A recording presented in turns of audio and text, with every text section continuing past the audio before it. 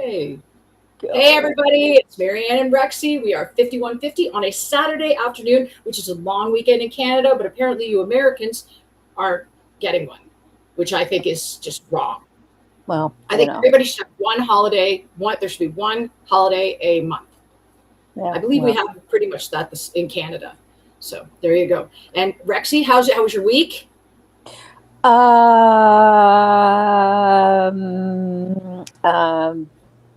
I guess rainy. Uh, Okay. it's Yeah, the not weather the not weather much where you are going has on been here. It less was than stellar. okay. I spent a lot of between all the pollution you Canadians have been toxically killing us with. Listen, And, those forest fires. I got a buddy that works those forest fires, and he says this year it's a perfect storm, and they're natural. The unfortunate part is that whatever pesticides are putting on those trees, that's the yeah. shit that's going down there. Well, I've been suffering from headaches for I did suffer from headaches. That's how I ended up getting out of this sleeping pattern. I'm trying to get back in because I would end up every time I get a headache, I lie down and then I fall asleep and then I'm up all night long. And then, it's just been like really kind of rough trying to get myself back into like my normal routine. But otherwise, not too bad. But out here, it's raining it's going to be raining for the next probably 7 days. Well, I think it's going to start raining here tomorrow, but I don't know. I don't mind. It cuts the heat. I'm not a big fan of this massive heat. So like the air conditioning, this was make. I've always got a frog in my throat. This air. I know why Whitney Houston hated the air conditioning now.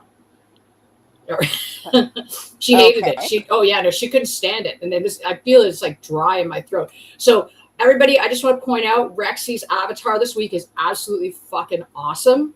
Love it. That's actually what she looks like, guys. So close, close. Sure. Well, hopefully it's the goal, right? No, hey, everybody's got to, but it's close. It's like you just need some extensions because your hair is not that long. But other than that, would you play a Jackson though? Oh, I wish I had a Jackson. Okay, so there's another on the wish list. You want 13 by Megadeth and the Jackson will take a Dave Mustaine signature. Oh, sure. See, Dave, like this is all. I saw girl here.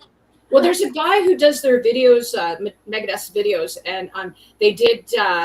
I forget where they were going. Lacrosse, I think it was called Lacrosse. Anyway, the show they're doing, and they were playing Train of Consequences as part of the the intro in the video. I was like, oh fuck, I love this song. I started singing it like an idiot. So all by myself, all alone. Well, They've got awesome riffs. What can you say? Yeah, I just that whole that series, like I said, the Friedman Mensa, it was just such a really special time for Megadeth, and it really just showed, like, especially at that time, that they were a better band than Metallica, and I'll take that to the grave. I knew that from the first album. Oh yeah, I'm sure. Yeah, you did, right? But I was like, well, I definitely knew it by the second album. I knew they were going to be like, oh, this is Metallica's in trouble. I love the urban legend about Joe Satriani too. That's fucking classic.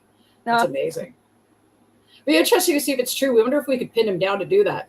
So, hey, Mr. Satriani, how about admitting something that might get you into a libel suit? With the kings of suing. Yeah, well, yeah. We know he sued Coldplay.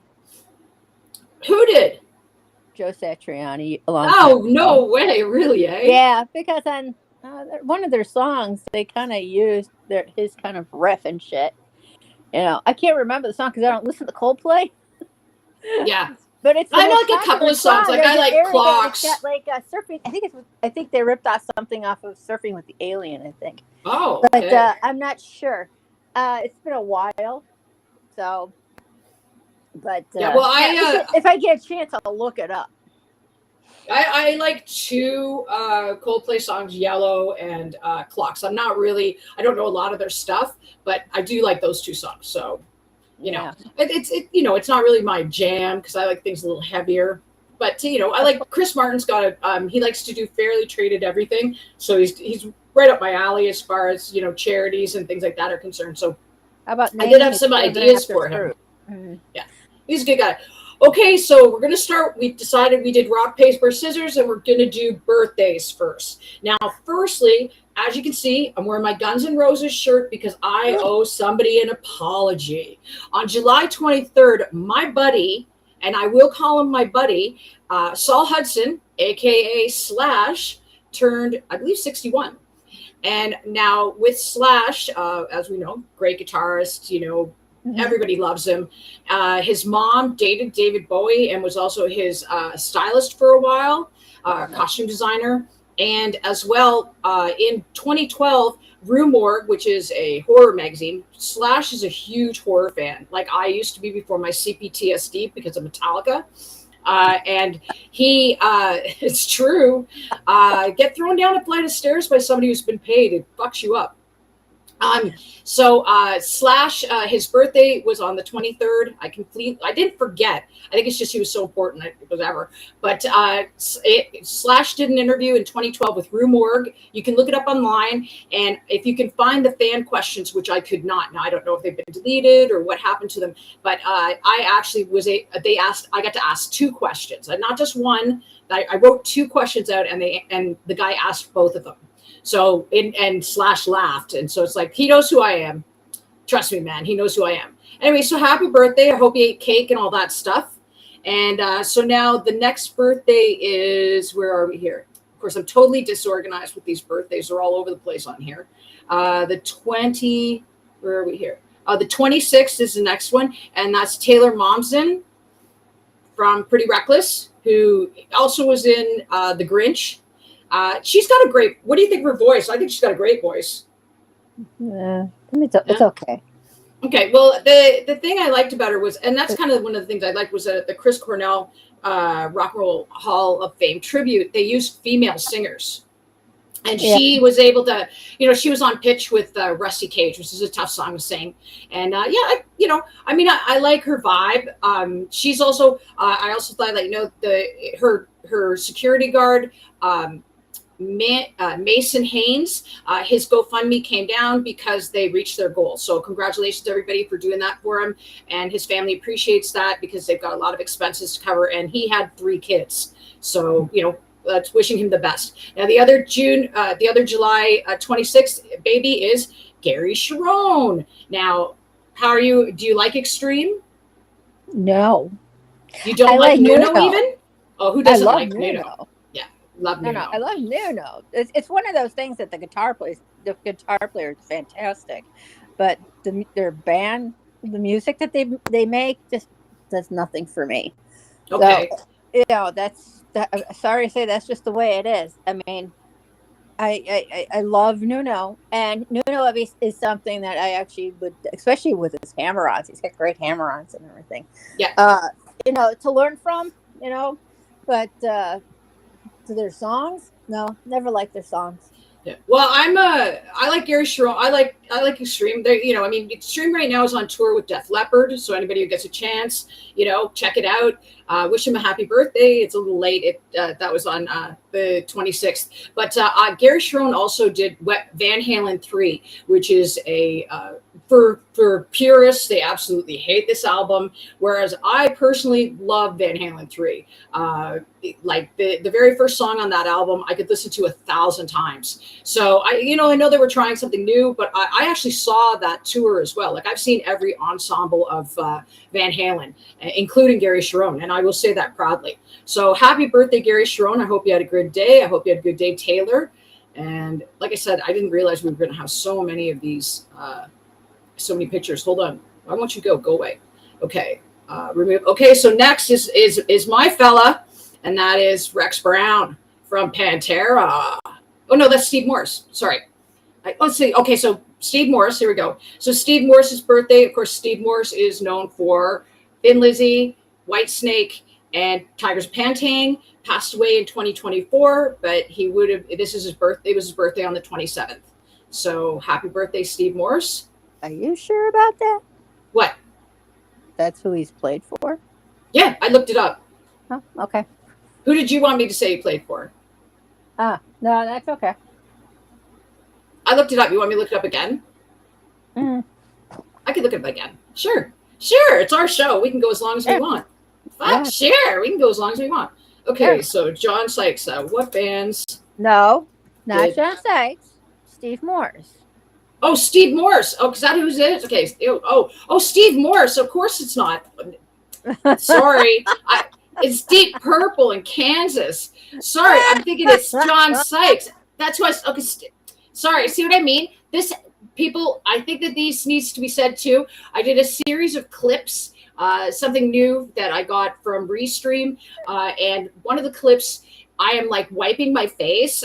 Like what happened was Rexy went off, and I had my air conditioner off because I didn't have a headset on that day, and I couldn't hear anything, and so the room was just like, this is not a heavy production show, as you can tell, and the room was really hot, and I kept sweating under my nose, and so I'm like wiping my nose like I'm Pamela Anderson and Elizabeth Hurley at the Vanity Fair party.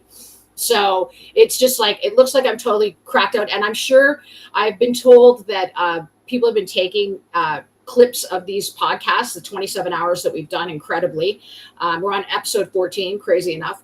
And that was stupid of me that I thought that was John Sykes for some reason. Anyway, that's the kind of day I'm having, folks. Go ahead, look that up. Well, God bless you. See, this is why Rexy's here, because if she wasn't, I'd look like I wouldn't just look foolish. I'd look totally foolish. So that's why we love her. So, but yeah, so people have been taking like images of me. And so this is stuff that Lars and the people of Grey Bruce, Ontario, Canada did to me for decades, where they were out stalking me, reporting on me, saying stuff about me. So the one thing I'm going to remind all of you people is that I don't give a fuck. I am at that point in my life where I am of the mantra, let them. If you want to do something to try and make me look bad, fucking let them. And I've heard worse from better, and you're not going to do anything to affect my ego, because I'm egoless, basically. And if you're trying to discredit me, all you're doing is just exactly what Lars tried to do for so many years. And remember what happened to Lars. So unless you want to believe that that's him, right? So yeah, no, as one of my favorite guitar players and lyricists says, in time, what's deserved always gets served. So amen. So happy birthday, Steve Morse. Fuck. And then we have, of course, Rex Brown from Pantera. Woo! There he is, sexy Rexy, as I like to call him. He thinks that's ridiculous, but this guy is the only one who has actually, even though I'm coming up with some ideas right now. I had them since 2009 for a scrapbook, but Rex Brown's the only person who's ever done a book on Pantera at all. It's called 101 Proof, and it's actually an excellent book and gives you, like, if I wasn't a Pantera fan, so it gave me some insight into this band to have a look at them and really figure out like why they sort of imploded. And I'm grateful for the Pantera celebration. I think it's a lot of fun. I also think it's a great place for fans to heal. What happened was an absolute tragedy. And so it's nice to have Philip and Rex up there. I wish the Abbott brothers were here to celebrate. Hopefully that, a lot of people, the purists, are saying they don't know whether or not the Abbott brothers would have liked this. However, the fans are loving it. And if this is about the fans, then that's what it is. So happy birthday, Rex. I'm not going to tell people's how old they are, because then, except for one, which is Buddy Guy, because that's amazing. So 27th. Okay, 27th. Then we go John Sykes, which is the 29th. Yeah. Just check my notes here. Have I got a 28th? Oh, Steve Morse was on the 28th. Pardon me. Okay, so John Sykes. Okay, John Sykes is where I fucked up, which is Tigers of Pantang, Thin Lizzy, one of my favorite bands, and Whitesnake, which his era of Whitesnake is like one of my favorites. Yeah, you forgot basically one more. Which one? Deep Purple. No, he had his own solo for a short time after Whitesnake called Blue Murder. Oh, Blue Murder. Oh my God, that's right. See, this is why don't you love how nerdy we are as chicks? I mean, this must be now somebody's going to run off and fap right now. Well, somebody's going off to, going to pause this and go wank, because it's like, oh my God, they said Blue Murder. Blue Murder. Oh yeah, that's true. If I'm thinking about it, I think I better go find that CD. I haven't listened to it in a long time. Yeah, I would. Yeah, no, this guy just, unfortunately we lost him 2 years ago, but very, very attractive man as well. Sure. We can go there. Oh yeah. And, like Slide It In is a fucking great album, you know, and like there's so many classics on that. And I don't know, I've always like John Sykes is like one of those guys that, well, he's gone, but definitely not forgotten ever. Yeah, I Ever. was really shocked when I heard about it. I was like, "You're kidding, John Sykes? I didn't even know he was sick or anything." So Exactly. And I you know was what's really, interesting is that, speaking of health concerns, Adrian Vandenberg, another Whitesnake guitarist, is uh-oh. doing a solo tour, and he just had to postpone all of his shows because he's Oh got no. some health stuff going on. So get well soon, Adrian Vandenberg. Oh. Uh, yeah, well, you know, we don't like to hear these guys are getting sick. Like, Oh no, I love you know, Adrian Vandenberg. no, I mean, you know, I mean, these are our heroes, right? You don't want to hear them get sick. You know, it's terrible. Okay, so the next one, speaking of heroes, July 29th is my man, the most underrated guitarist in rock and roll, not Geddy Lee. Okay, so here's the other one. So here's 29, Geddy Lee, and it says his birthday. So Geddy Lee turned 73. That's actually rhymes. And there he is with his eyes crossed. It's just like from the show, this tour. These guys have had, Bass player. these guys are having the most fun playing this tour. I've got some Rush pictures, of course, because I always have a Rush something going on with this because I'm having so much fun watching this tour and encouraging everybody. And you know, Gary and Alex are having a good time, and you know, it's nice to. This is nice for them. You know, they've been best friends since middle school, and they just deserve it. And Anika Niles and Lauren Gold are doing a great job.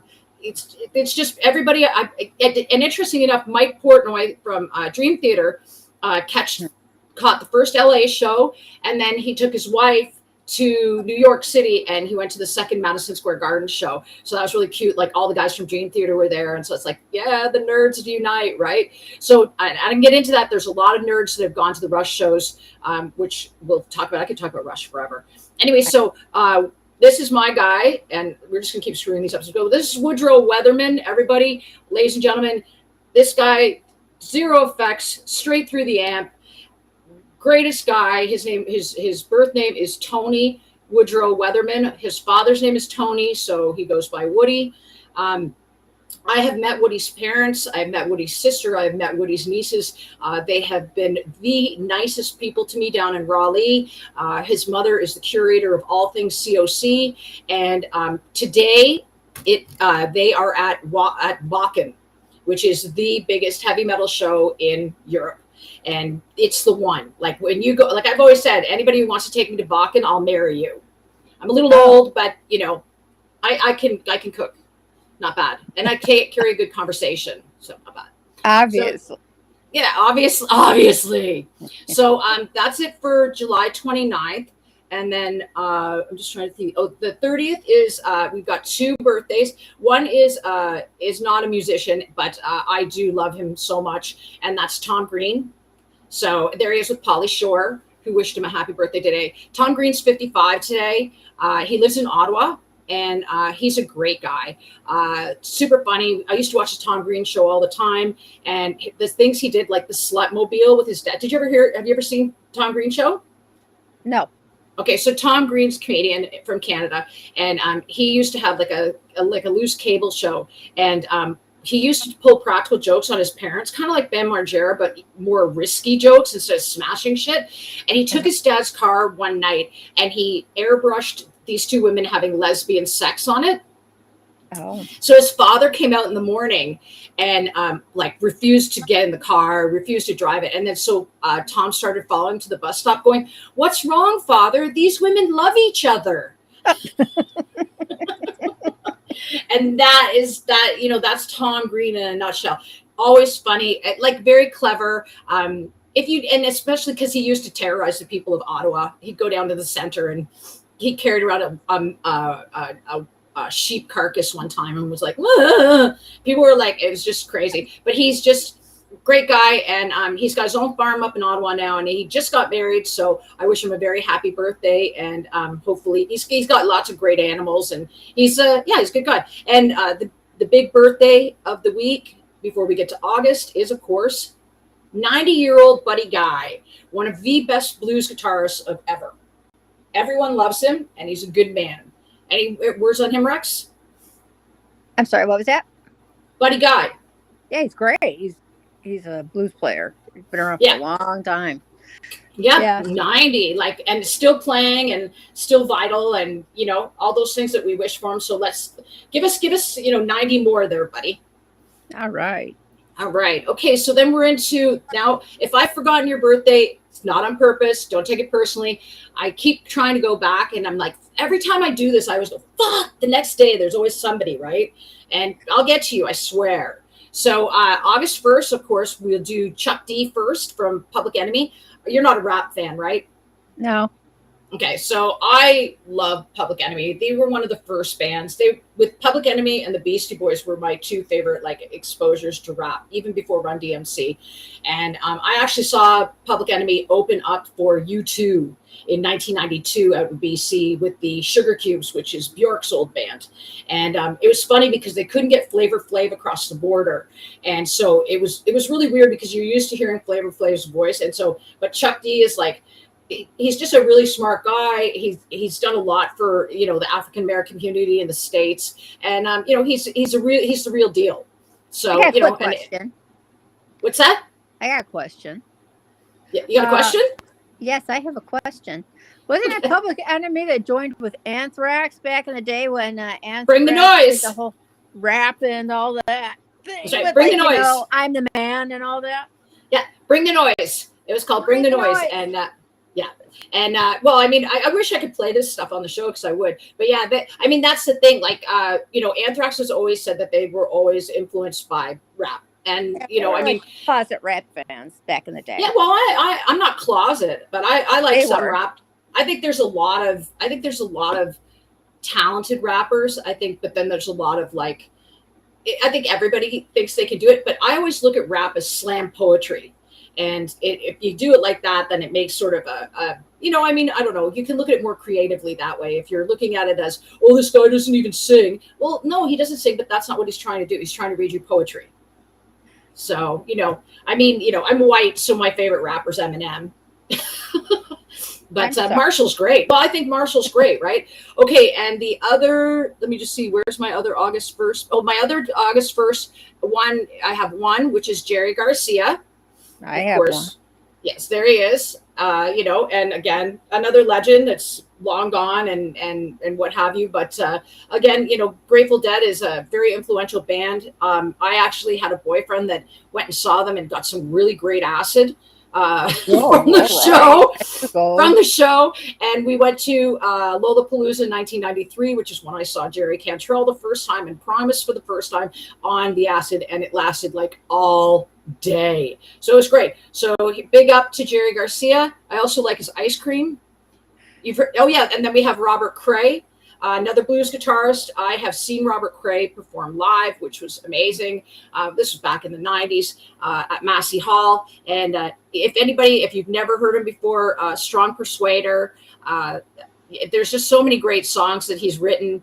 He's got a beautiful, smooth voice, and his guitar playing is exceptional. Are you familiar with Robert Cray?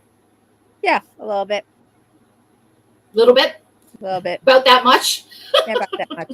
Mm-hmm. All right, and so last but definitely not least, motherfucker, Joe Elliott.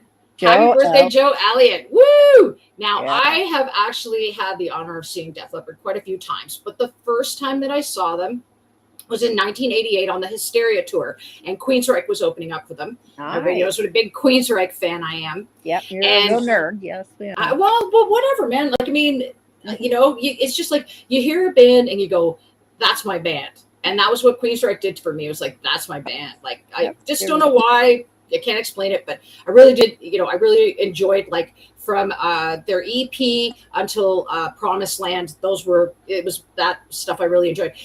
Empire was kind of the last album that I really got into. But so Joe, I have actually met Joe Elliott, bless his heart. Now, oh, did you? Yes, I did in 1988. It was the first band I ever, besides Rick Santers, which people won't know who he is, but Rick Santers played keyboards for Triumph on the Thunder 7 tour, and he had a band of his own called Santers that his brother was in, and who played drums. And I used to love them. I thought they were amazing. Like, they're kind of poppy and stuff, but the guitar works pretty good, and they're a good band. But So anyway, so Def Leppard was the first band I ever met. I was 19. I got a pass from the sound guy, and I was backstage, and I was with my friend Chris, and I had a program, and I had Phil Collins sign it. Rick Savage and Rick Allen didn't come out. Because this was right after Rick Allen had lost this was the first tour after Rick Allen lost his arm, and he just didn't come out. So it was Joe, Phil, and Steve Clark.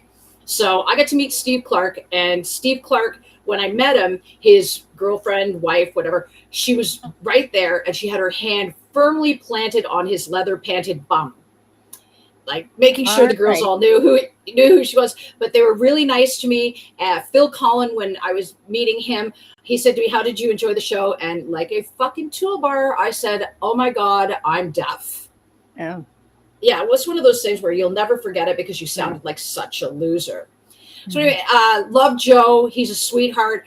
Def Leppard's charity portfolio is something to be admired. It's something that I really love about them. They just do everything they can. And the other thing I love about them too is the amazing sense of humor that they have. Everyone who's ever toured with them says what a blast they are and how fun they are. And, these guys have been doing it forever. Have you got a favorite Def Leppard album? Oh, that's hard. It's definitely, my favorite part of Def Leppard is definitely the early stuff. Yeah, the High and Dry. Yeah, it's probably High and Dry. Oh, I love High and Dry. I mean, Pyromania is absolutely awesome, but High and Dry, there's just something about that album. Oh, it's just raw rock and roll. Like, there's just, there's so many good songs on that, like Let It Rock and stuff like that. And then Long Through the Night is a really good album too. So, I mean, anybody, like I said, they're like, Def Leppard never just disappoints as well because they're always touring. I saw the Slang tour when Vivian Campbell joined them after Steve Clark passed, which was amazing. And, and they've never stopped. They really are there for the fan, and they love to tour, and they're, in really good health considering, the amount of time that they put on the road. So many people come off the road and they're just fucked. And, whatever they're doing it right. And I would go and see them again and again and again. I really, I've never been disappointed at a Def Leppard show. So those are our birthdays. We got through them. Yay! So happy birthday, everybody. Hold on. Happy birthday. Here we go. Well, that one won't even go. Okay. That just, don't take that, guys. Everybody, Okay, there we go. There we go. Happy birthday to everybody. I hope you have a good day, whatever you do decide to do. Eat cake and be merry, and have a great year of good health and rock and roll.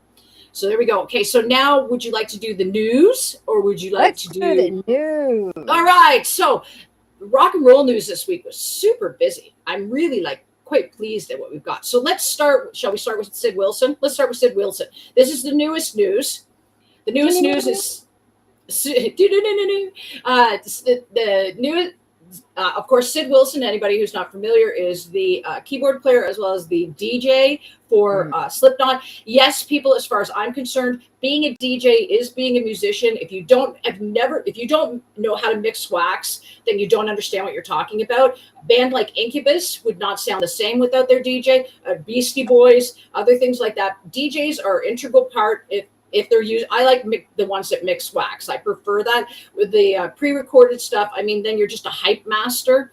But when it comes to mixing using real either CDs or, I like wax. I like vinyl. Anyway, so he has been with the band for 30 years. And he's one of the original members. And last night, apparently, TMZ reported, now neither of the bands have confirmed this. However, TMZ, because we all follow the Third Mile Zone, announced that Sid Wilson had been fired permanently. Not like literally, they said permanently now, whatever that means. However, he's been in the band for a long time, since at the beginning of it. Of course, there's been other people who have been, they fired Joey Jordison, the drummer, before he passed away. Paul Gray passed away in 2010, which was an absolute tragedy. That just breaks my heart every time I think about it. And then you've got Jim Thayer, who again was fired. And then I think there's one other person, but people are saying now the only two original members are Corey Taylor, Coco Tay, as I like to call him, and Sean Clown. So the two of them, they're like, oh, now it's the Sean and Corey show. I don't know what the plan is. I think it's going to be really hard to replace Sid because of how long he's been in there, the unique part that he has in the band. But, we wish him well. He's had a really difficult last 12 months. Of course, he has a child with Kelly Osbourne and named Sydney. So obviously Sid Jr. And he proposed to Kelly at Back to the Beginning in front of her dad. And then in March of 2026, they broke it all up. I believe they were living in Ohio on a farm. They had a great big hobby farm. But unfortunately, it didn't work out. And so, who knows what's going on with him. But hopefully this, is a good thing for him. Who knows if this was a mutual choice or what happened, but I just hope that they didn't bum rush him and they are going to abandon him. Maybe it's just that he's just not fit to tour anymore or whatever. Slipknot has been touring this summer, so I don't know what the deal is. And like I said, there's been no confirm or denial from the band. So, what do you know? So now, shall we do the other bad news and then go to the good news? Sure, let's end it off with a good. Okay, so this other bad news, of course, is, and if everybody see, I love gossip because drama is fun when it's not yours. That's so right. We have my friend who I think is lovely, is Jared Leto. I'm a fan. I believe if anybody doesn't know, there's a BBC documentary that has just come out that is basically got a bunch of women who almost 2 decades ago are accusing Jared Leto of inappropriate sexual things with these women when they were minors. However, I watched a bit of we can't get it here in North America yet. It reminded me a lot of the documentary Phoenix Rising. If everybody's familiar with that, that's a documentary on Marilyn Manson that was created by Evan Rachel Wood, who is his ex-fiance, who at 18, and her mother in Rolling Stone, it's written right there in Rolling Stone, said that she told her mother that she was going on tour with the Manson family and there was nothing she could do about it. Evan Rachel Wood was financially independent. She was already acting. And so there was no way to stop her. She was going. And after that, how many years later, she then cries victim. And unfortunately, none of these women have filed police reports. With Jared, when I watched it yesterday, I watched 2 of the quote unquote victims. And the one girl, she says right in the documentary that she told Jared that her father was in law enforcement and that her and Jared had a conversation about the age of consent being 18 in California, and somehow he shrugged it off and took her home. Now, I say she probably lied about her age. And the fact that Los Angeles and Las Vegas Police Department have never received one complaint or report against Jared Leto. And this young lady, she's 34 now. These things happened when she was 17. I don't know about you, but I used to lie about my age when I was that age to get into bars. And so I'm not victim shaming here if it's true, but this reminds me very much of the Phoenix Rising, which the documentary itself, I don't know why Marilyn Manson hasn't sued somebody. However, he's had to go to court a couple of times. Nothing has stuck. He's got one civil charge that's left now, but the statute of limitations in California is 20 years to go after I think it's New York too. That's how they got this E. Jean Carroll decided to lie about Trump, but we won't get into politics. But anyway, so this woman, she said these women, most of them, it's verbal stuff as opposed to physical. And none of them have any proof. None of them have even the conversations. So this is all their word against his, and they've waited a long time to come forward. So, again, because it's BBC love their drama. They think it's delicious. And so they do this all the time, especially with the Royals. So I want to see what else there is. However, what I've seen so far doesn't look like, the allegations trial by social media, they want him hung and quartered. But, from what I've seen of just Jared Leto, he dated Lindsay Lohan and Cameron Diaz. Neither of them have come forward and said anything, and both of them became better actors because of him. So I hope that, I wish him well. I think it'll all blow over, but again, there's nothing that social media loves more than to cancel, a movie star for stuff that people want to allege. And usually what it's alleging to is either, and they do it, they allege it in a movie or in a whatever, and then they do civil suits. They never go criminal. And so then to me, that looks like a payday. So, and I mean, so many people sue people for paydays, right? And, I just hope that, I don't think it's true. I think that they say, well, he had a taste for young women. It's like, yeah, well, they all do. Right. The question is that, I always say this, where were their parents? And why didn't you tell your parents after it happened? Well, how young are you talking about? Young. Right. Well, I mean, 17 with enough makeup on, you can look, 30. I don't know. I know. I did it. That's the thing. It's like, you spot it, you got it. Right. Okay. So we wish Jared the best, but I think there's really nothing to that. I think, again, it's just another smear campaign and it's his turn. Okay. On to the good stuff now. So this is the good stuff. So firstly, we're going to start with a young man named Tim Barry, and he's from Ottawa. Tim Barry has had lifelong physical disabling diseases. That's him in the hospital bed. And Tim made a wish while he's been in the hospital up in Ottawa that he wanted to go and see a rock show. He wanted to see a metal show. And they were able to make his wish come true. What they did was they contacted a place called the Dominion Tavern, which is in Ottawa, big up.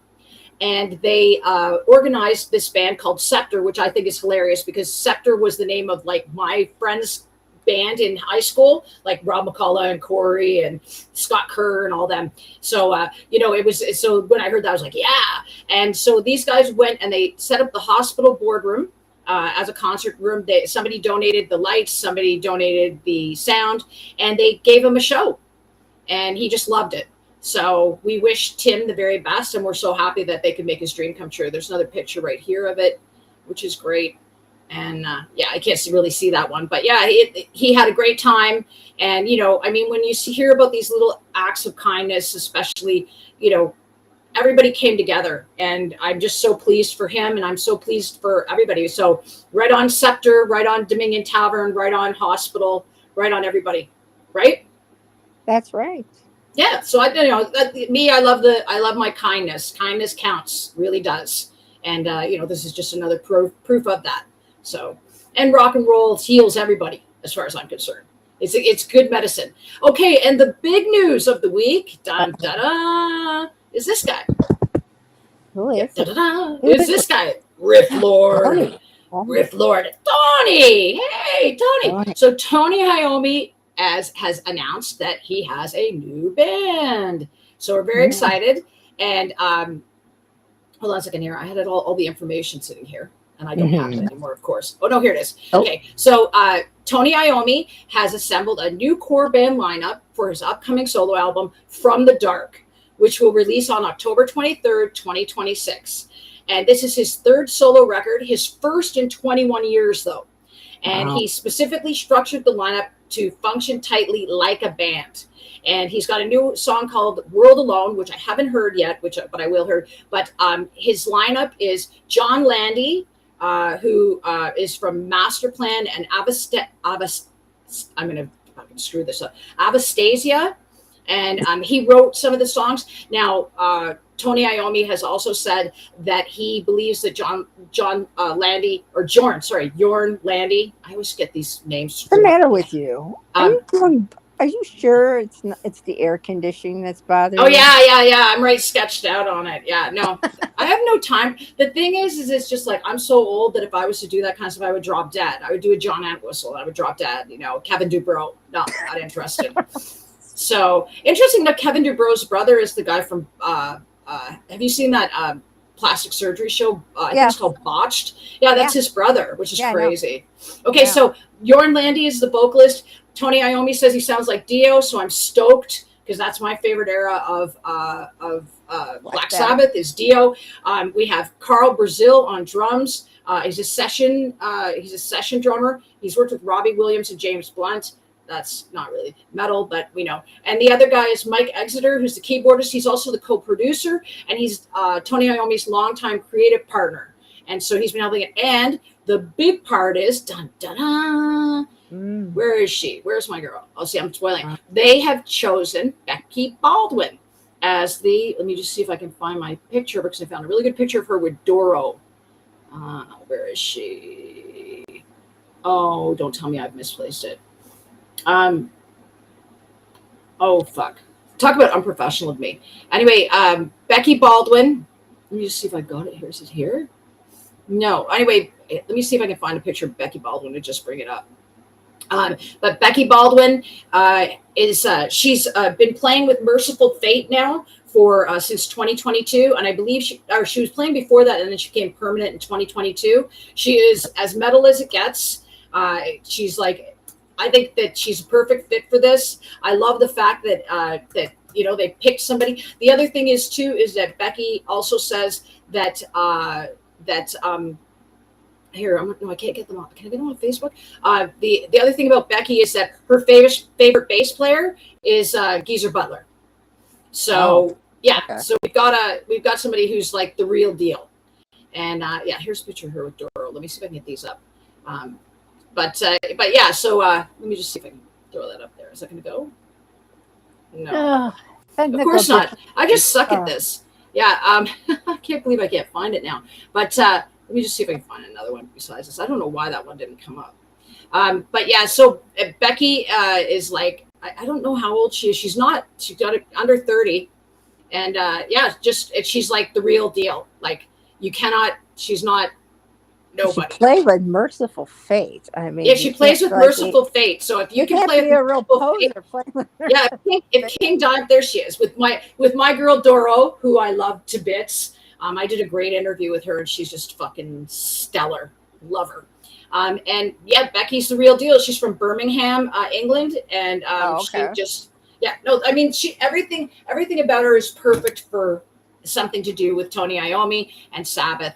And of course, I was looking at the former singers of Black Sabbath, or that have played with Tony Iommi, and I've only the two that I did not see are Ian Gillan and Tony Martin. Now, I got lucky, and I didn't realize this. I thought that Glenn Hughes toured the Seventh Star. I think it's called Seventh Star album. But here they are. Okay, so these are the singers that he has toured with, as far as Ozzy, Ronnie James Dio, Ian Gillan, Glenn Hughes, who sang on the album Seventh Star. Now, I thought it was Ray Gillan that sang on the album, and Glenn Hughes did the tour, but it was vice versa. So I've actually seen Ray Gillan twice. Lucky me. And everybody who doesn't know, Ray Gillan was a singer in the 80s, 90s. Didn't last. No, it wasn't long. He was late 80s, and he sang in a band with Jakey Lee called Badlands, as well as he did this Black Sabbath album. And his voice is just one of those singers that's just like, you never forget it. Great blues singer. And unfortunately, he came up HIV positive and passed away. So we lost. Yeah. That was too short-lived. Yeah, that was right at the very beginning of sort of the AIDS epidemic too. So, we lost him, and we lost Robin Crosby from Rat, same time, same way. I believe that they're both through intravenous drug use, which is a drag. So, very exciting. Tony Iommi is also whispering about possibly touring, and if he does, I am so in. I would love to see that. This is just the kind of stuff that is my jam. And I've always been a big fan of, of anything Tony Iommi does. Like I said, when I saw him, the last time I saw him with Black Sabbath, he was throwing picks at me, till the guy right beside me, just was like, you gotta give us some share. That's not fair. I was like, classic. So classic. So so that's our news, which is great. Okay, so and the other news of we've got some other news that I can just throw up here. And that is, I've been following Corrosion to Conformity. As I said, Corrosion to Conformity is playing Wacken today, or Wacken. whatever they call it. Anyway, which is like the ultimate. What's the ultimate, right? Well, I don't know how you say. I'm just so not German. Like, I mean, that's the thing. I've been to places like in Europe, and they're like they talk German to me. I'm like, no, fuck, don't understand you, not at all. But we just, yeah, no speck into Deutsch, man.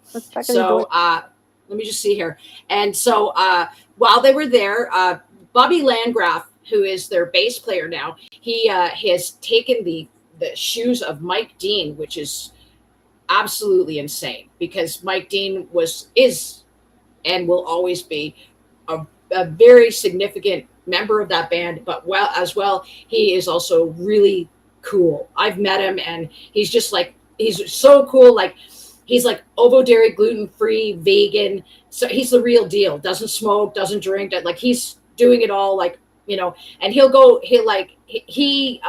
with COC, didn't like the way it was getting a commercial success. So he became a bike courier. And that's how he met his wife, Sue. Oh. So yeah, he just was like, fuck this. I'm not doing this. I'm not bending over for the music industry. And I was like, hey, right on. So anyway, Bobby he's been playing this shirt. That's Bobby in the shoot that says beep. And that man behind him is my motherfucker, Uli John Roth. And that's like the guitar god's god. That was my very first interview that I ever did on telephone for My Global Mind was Uli John Roth, and he could not have been nicer. He could not have been cooler. And of course, Uli John Roth is like UFO, Uli John Roth, and just amazing. Scorpions. You know, I believe it was Scorpions too. Yeah, Scorpions too. Thanks. Yeah. See, that's why I have you for a brain. Hey, so, I remember Schenker. You kind of follow around with the Schenker deal. Yeah. Yeah, well, Michael Schenker's cuckoo for Cocoa Puffs. God bless his soul, but that's a cocaine, right? So he just crazy. He always had issues for as long as I could always remember, but I thought he did. Oh, he always did. I always remember knowing that he always had mental health issues and stuff. But the thing is, you have to have it when you want to be a great guitar player. You have to be crazy a little bit. Yeah. I mean, that's, stay insane, no drain on the brain. Yeah. It's part, I think good a lot. Well, I mean, Van Gogh was crazy, right? I mean, the thing is that sometimes good art comes from insanity. And so, yeah, sure. Definitely. Like, there's a genius to it. So a lot of times, just because there's like that fine line between genius and insanity kind of thing, So definitely. So now I guess we can do as news, we can do the big announcement. And the big announcement is Rexy and I actually finally got a guest. Not that we've been soliciting anybody that wants to come on the show. Like I hit up Gary Holt. I'm going after photographers this time though. I'd like to have Lisa Holt on. I'd like to have Chad Lee on. There's a few photographers I'd like to have on. Now, this photographer in general is a friend of mine. His name is Bill Hale. These are his books. The first one is the Metallica years, and he was the guy for thrash metal photographs from the Bay Area in the 80s. There was nobody else that had a camera that was taking pictures the way he was, and he's been able to create 2 photography books full of. Do you have this book, Rex? No, I don't. Okay, so I'll ask him if he's got a copy somebody's got to send me one. Well, yeah. Well, sounds like you're going to get a whole box. Well, what I was looking yesterday on Amazon, and this book actually on Amazon right now is $300. Oh. And it's not. It's like a little paperback. No, it's just because it's out of print, right? So now it's So the cool story about how I met Bill. And this sort of relates into, sort of some of my stories of people like, oh, fucking prove it. So in 2005, I believe, 2006, I was writing the book for Megadeth. This was after Metallica shit. And I went, okay, well, I'm going to go to the band. It was like, it was them or Pantera. And at the time, everybody was like, don't touch Pantera. It's too soon, right? So, okay. So I chose Megadeth because there were no books out at the time. There was 0 books out on Megadeth. And I thought, I wanted to do an authorized biography, have Dave give his blessing and do it from there. And I had just seen Dave come back and he was with the Drover brothers and who was playing bass? Was it J-Lo? It might have been James Lomenzo. I'm pretty What sure. year was it again? 2004, 2005. Four. Yeah, no, he had Dave. This was right when he came back from his hand injury, and Wasn't Dave. what's his name still in there? I'm trying to think. 2004. That was that like that was before. Oh, Before that was United Abominations, yeah. oh yeah, that was like even before that whole tour that they had with the second Clash of the Titans. So I think wasn't oh well now I'm trying to go through all these people now. Um yeah, David Well, I mean, Ellison that was the thing. wasn't One of he the in fun there parts about. back in 2004? He wasn't Well, fired yet. well, I know that the Drover brothers were, sort of that. I know for a fact that Glenn was. Glenn and Sean played with him. Sean played with him the longest. Sean played with him for 2 or 3 albums, like United Abominations, and then I think Super Collider, and then I think he was gone. But Well, United Abominations. the No, last time I met Glenn, wait a minute. Glenn was on United Abominations. Chris Broderick was on Super Collider. yes, I like Chris Broderick. I miss him too. I met Chris and he's a sweetie. Yeah, he's a great guitar player. He His beautiful hair to the point too. he left. Of course, she's got to talk about hair. Always, Well, I mean, met this is a girl show. The last time I met the band, was like in 2001, and Dave Ellison was in there then. So, and he didn't get kicked out of the band until that whole thing with with that 19-year-old girl. And that No, because he was kicked out before that. He was okay. So we'll go back and so when I started this book with Dave, he was out of the band because the band had basically disbanded, and this was when Dave had the hand injury, and Dave Ellison came to him and said, "Hey, can I have the name of the band?" And of course, Dave Mustaine was in a deep depression and said, "Yeah, fucking whatever." But then when he got well, he said, "No, never mind." And David Ellison actually took him to court. I think he tried to sue him for $125 million. Yeah, I just can't remember when that was. I keep getting mixed up exactly when that era was. Right around 2004. Somewhere. So it definitely was after that album. Yeah. Okay. So it's 2004, 2005, around there, because that's when I started. What I did was with the judgment, because Dave Ellison lost everything. Like he lost everything, and then I think he had to pay Mustaine's costs. And in the judgment, Mustaine, like, this is the thing. Dave will always turn around and give you one last little fuck you, like a little. And what he did with Dave Ellison was he made it so that if Dave was to do any interviews, he could only say the name Megadeth once. Now, yeah, I know. I remember hearing. Like that's splitting hairs. So for me, because of what I was doing, obviously David Ellison's an important part of Megadeth and everything like that. So not being able to say Megadeth more than once, it was like crazy. So I started a petition. What band are you in? Starts with an M. Dave Mustaine, is it? So you get it. So it's so funny. I got a hold of David Ellison and we talked, and I said, if I got Dave Mustaine to clear it, would you do an interview with me where you could say the word Megadeth? And he said, yeah, sure. And Dave and I, of course, struck up a friendship after that. And for 13 months, I worked as him as a personal assistant before he turned into a pussy. But that's another day. So what happened?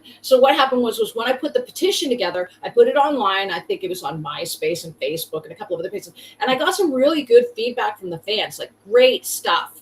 And then I was hit up by a woman named Terry Hale, and this was Bill's former wife. At the time, it was his wife, and she said to me, "I've got all these great." My husband was a photographer down there. He's got all these great pictures of Megadeth. Would you be interested in them? And I'm like, of course I would, right? But I wasn't organized enough to be able to offer them any money for them at the time. I was offering them a cut of the book, so and so and so and so. But of course, so when I put the bundle together to take to the town ballroom in 2007 to give to Cindy, the tour manager, to give to Dave, as I was instructed by the guys at the fan club, Mick, Rob, and McShane, I I took it, and of course, I never heard anything from Dave. However, in 2009, I believe Dave hit up Bill Hale, and Dave actually does the forward for Megadeth. Now they have a mutual friend as well, so but it's everybody is kind of a little convenient, right? And at the same time, just before that, he put out the Metallica Club Days book, and he said to me that Lars had nothing to do with it. So that's good to know. And right now, Bill is working on a documentary called Be There, The Life and Photography of Charles Field. And he is a photographer from Cape Cod, and it's all about his work. And right now, I believe Charles Field is in hospice. So Bill is originally from Hawaii, or from California originally, and then he lived in Hawaii. And now he's out in Cape Cod filming this documentary and doing all the editing and stuff. And this man is I believe he's in hospice, or at least he was the last time I checked. But Bill's a great guy. He's got lots of good stories. I used a photograph of his in my Yuli John Roth interview, and so he's giving me a bunch of pictures. He's like, oh, I got so many, and apparently Dave Mustaine as well used pictures from Bill in his memoir. So I'm happy for Bill, and I'm not saying anything. This is what open enterprise is. However, it's still a coinky dink that all of a sudden, once I came up with the idea, all of a sudden he was talking to Bill. So, whatever though, at the same time, the most important thing is that the fans got a great photo book. And I'll make sure, I'm going to try and find you a copy of it then. But we're going to be able to share some of those pictures. The Metallica Club Days book is also very good. That one is available on Amazon for $21.99. So I think that's Canadian too. So probably like $17 American. So that's our news. That's very exciting. So we're very excited about that. It'll be fun to finally have a hostage. Are you looking forward to it, Rex? Yes, I am. But Dave I remember Mustaine, seeing his name on a lot of the photographs back in the day. So yeah, well, Bill was, he knew all those guys. He was the one that they trusted, and that picture that we showed, How Gay Is Lars, in the silver spandex pants, that's him. Oh, thank you, Bill. We enjoyed talking. Thank you, Bill. That. We've had, that's what I said. Well, I don't even know if I've told him yet, but we'll have to tell him, right? So it'll be a great show. Bill's a really nice guy, and I have never actually verbally spoken to him. I've only spoken to him through chats on Facebook, same way with Jim Martin. So it'll be fun. It'll be a good time, and I'm looking forward to it. And we'll see how it goes as far as how many pictures we're able to get in there and everything. All right, so now we are moving. Wow, we're moving pretty quick here, and then we can just have an absolute gab fest. And of course, close your eyes and say the magic words. There's no place like a Rush concert. So, and on that note, today in 2015 was the very last time that the ensemble of Neil Peart, Alex Lifeson, and Geddy Lee played. So was a very memorable moment on the R40 tour. And of course, for a lot of fans, it was a real heartbreaker because they thought that this was the end. But here we are, and we're actually getting a whole new tour, which is very exciting. And I'm thrilled. I'm thrilled for the fans. They're actually playing in New York, and then I believe they are coming to Toronto. And of course, that's a special kind of homecoming. Very exciting. So we've also seen, like I was saying, Mike Portnoy's been a regular at these at the Rush shows. And the other night, these guys went. Now, are you familiar with all these jerks that are here with Alex Lifeson? I don't have a very big picture, so it's kind of hard. Okay, so Larry and Les from Primus, which of course they've done actual Primus tours where I think they did they did Farewell to Kings, and massive Rush fans, and of course that's Danny Carey from Tool, who's drummer supreme, and that fell in the middle is my buddy Alex, so. And so this is in Chicago. They did a show, and of course Les Claypool. In my dream cover band, not Rush, Les Claypool is my bass player. So a girl can dream. right? A girl can dream. And let's see what else we've got here from. We've got a couple of shots from the last couple week, the last week, because I always do it weekly. And this is, as I said, what kind of Karate Kid is this? Can you see it?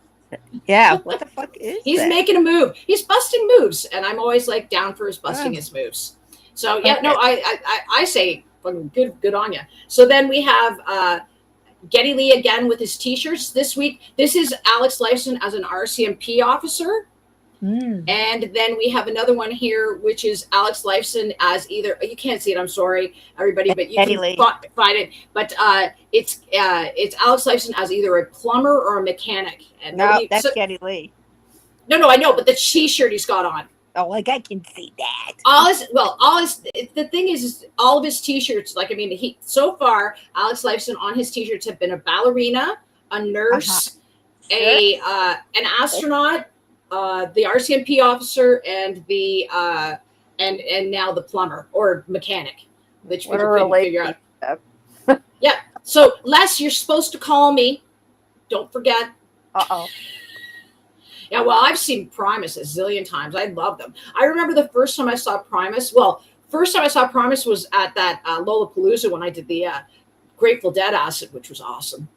I was in the bathroom that had like Johnny on the spots, and I thought that my boyfriend or the fellow I was with was standing outside the door of the bathroom, right? And then when I opened the door, he's nowhere to be fucking found, and I'm just lit. So that stuff lasted all day, all day. But it was fun. Had a good time. So yeah, well, can go back and could be worse. There are lots of worse things I could have done, and here I am. I made it. So. Everybody, I don't know if they know this, but Dimebag Darrell was a big LSD fan too. So people, Philip Anselmo said he used to carry like a sheet of acid in his pocket and like take little bites off it, which would also make sense for why he was able to drink so much, because you can drink like a fish when you do that. So yeah, so that's Rush. So they're in New York doing Madison Square Gardens. I believe that tonight is the last show, or perhaps the second last show.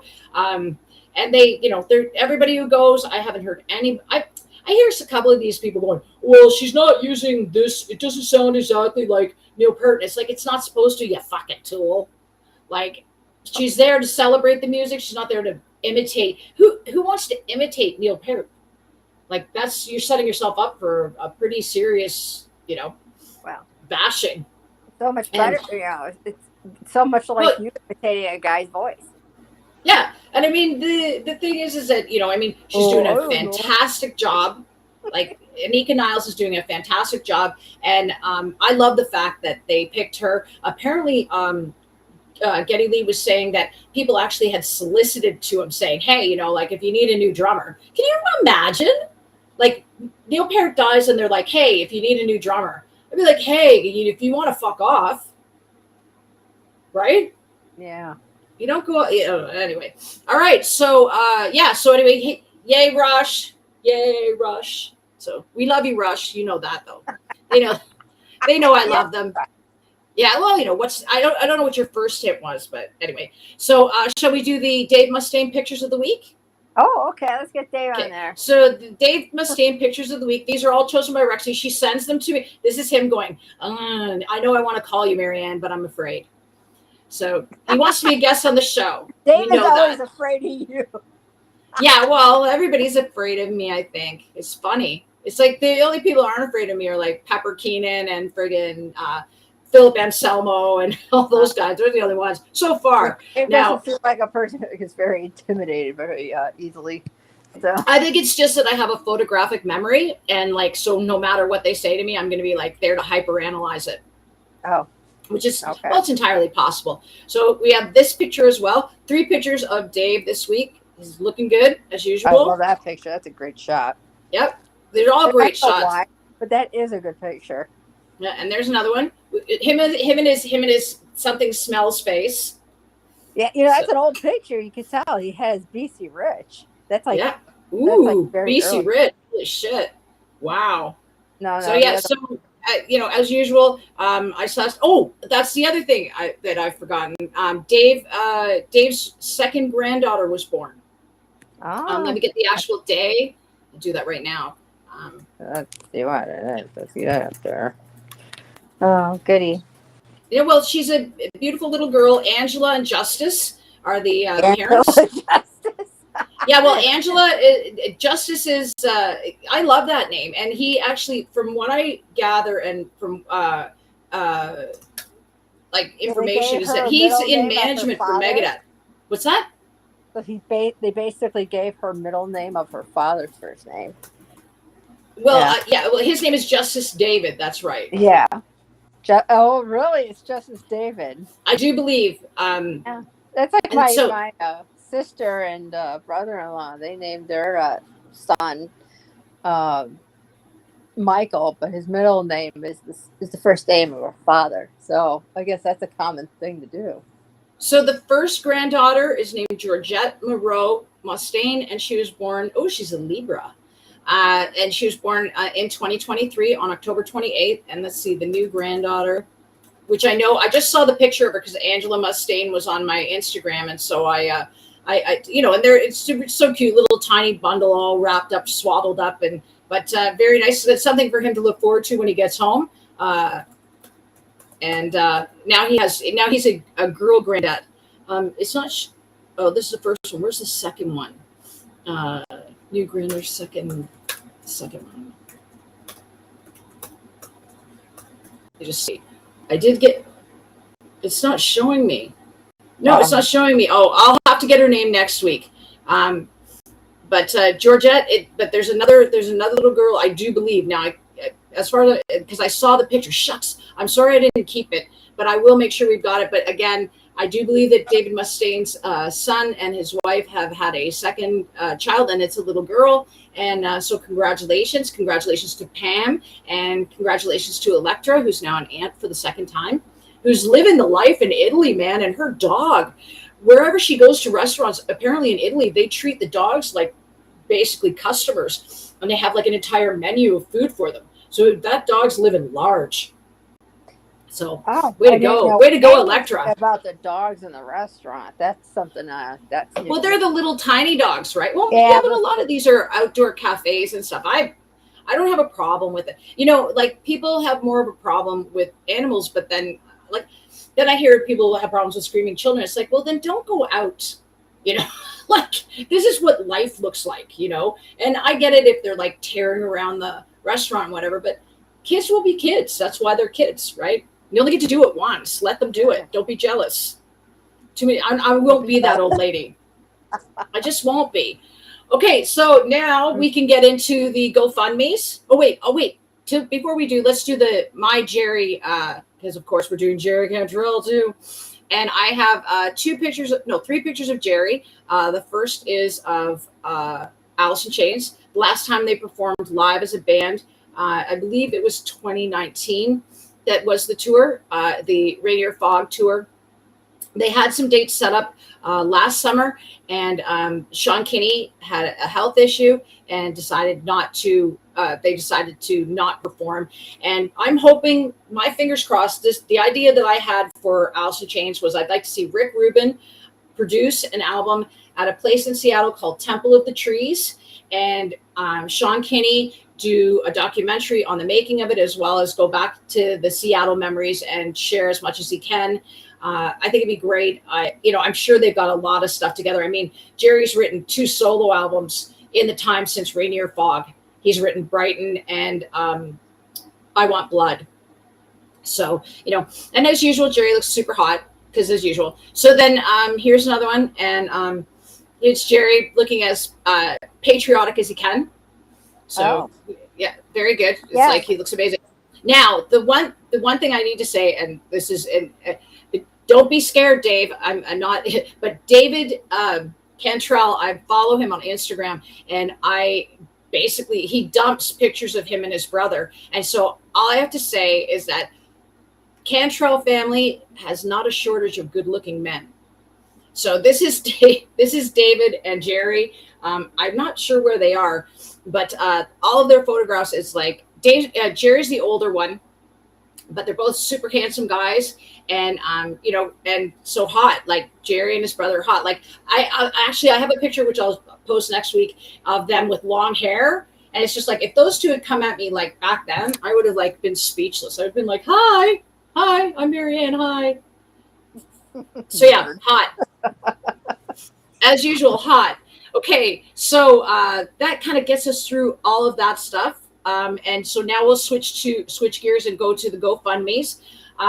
Again, everybody, we're shouting out as usual to Phil Demmel too. Yeah, because I love him too. Great guitarist. Blackening is such a great album. And you walked away from that band at the right time, right when it started to get dramatic. And I'll never forget that. I respect you so much for that. But Phil Demers is the guy who has gotten all the animals out of Marineland. He did a great job. He says without Joe Rogan, he wouldn't have been able to do it. At the same time, though, Joe Rogan had to have a story to tell, and that story was something that Phil put together. So big up to Phil, big love, and we're going to try every week. I'm going to ask Rexy too. She's interested in doing it. But every week I'm going to try and bring up a different charity. I'm very focused mostly on animals more than the people ones. I find the people ones get the kind of support they need, whereas the animal ones, I prefer to sort of focus on those. So we're going to start doing those. Like we're going to start the orangutan sanctuary is one of my favorites too, down in Indonesia. And of course, anything to do with bears. Is it too. So we're going to have some fun with that. And then everybody can kind of, if you're interested, it's something to, like $20, $10 a month. This month I have to figure out which one I'm going to do. Now we'll do the, let me just see here. We'll do the, okay. I need a charity for myself, the Rexella Winter Charity. Rexella? Well, no, what we need to do is somebody needs to like, fucking pay me what they owe me, and then I can fucking help Rexella out. Well, I need something for my hair extensions. You need hair extensions. So Rexella, so she can look like her avatar. She will set up a GoFundMe. Can you imagine how shallow you'd be to set up a fucking GoFundMe for hair extensions? I'm sure there's somebody out there though, definitely. So I needed towards that in my new, health club I need to get to. So I can get you that picture. Of course. Okay, so update on Jennifer Finch. Again, she's almost at $400,000. They have not announced a funeral. They haven't announced a celebration of life yet. They said it's coming. So everyone stay tuned for that. The minute I know, you'll know. And again, this woman, the more time that goes by, the more people I'm seeing that are celebrating her and the impact she had on their life. And pretty powerful lady, pretty crazy. Now, the one thing that was a suggestion was that Melissa Oftemar, who is, I don't know, do you know who Melissa Oftemar is? No. Okay. So she's the bass player. She was the bass player for Hole, as well as she was the bass player for Smashing Pumpkins after Darcy. And everybody was suggesting that perhaps because she was very close friends with Jennifer Finch, that Melissa might want to take her place on the L7 tour. And I thought that might kind of be a neat idea. So I'm like, why not, right? You there? Am I talking to myself again? Rexy there. Oh, Rexy's overheated. Okay, so then we'll get to the next one. We'll just keep going. We'll just fake it till you make it, people. Anyway, so right now, the next one is, what do we got now? The next one we've got is, okay, we got a new one. Well, let's do these. We'll do the, okay. Here is Shane Glass again. Mm-hmm. Okay, and again, this is one of the ones that's not getting a lot of traction. He's trying to raise money for his son, Maddox, and he was one of the main guys in Chicago in the underground metal scene. So he's looking to shoot for 180,000. He's gotten just a little over 60,000. They're 30% of the way there. So again, my dad died when I was really young, and this kind of money it gives them confidence to know of what how their future is going to go. So helping him out again, like I said, skip coffee, get some good karma, and you won't regret it. That's definitely for sure. Okay, so the next one because I have 5 of them. It's just, what can I say, man? It's like, There's a little too many. well, it's music, right? It's like anything in the music industry where we can help, like just even putting the word out there. So then, Eugene Robinson, again, this fella's in the UK. He had a stroke and lost his voice. He's lost his ability to function. Now this is almost at I think they asked for 50,000 pounds and or yeah no 60,000 pounds, and they are at like 85%. So this is doing really, really well. It's another one that if you were interested, that one, that if you're going to bet on a horse, this one's going to win. And hopefully, it's enough money to get him back on his feet and get him where he needs to be, because apparently he's another one that everyone loves him. So with that, I'm always like, sure, I'll help. So then we go to the next. Sure. Hold on, I gotta do this again. Sure. Is that a Canadian thing? Sure. What? Sure. No, it's my friend Tim. When we used to hang out, it was like he never said no, so he'd always say sure. Sure. So sure. So great. I gotta step away for a second, so go right ahead. Okay, yeah. I'll just go through these with everybody. Okay, so the next one is if I can get in here. Can I get in here? It's not letting me in the screens now. What the hell happened? Of course it did this. It's making me look bad. Why is it let me in the screen?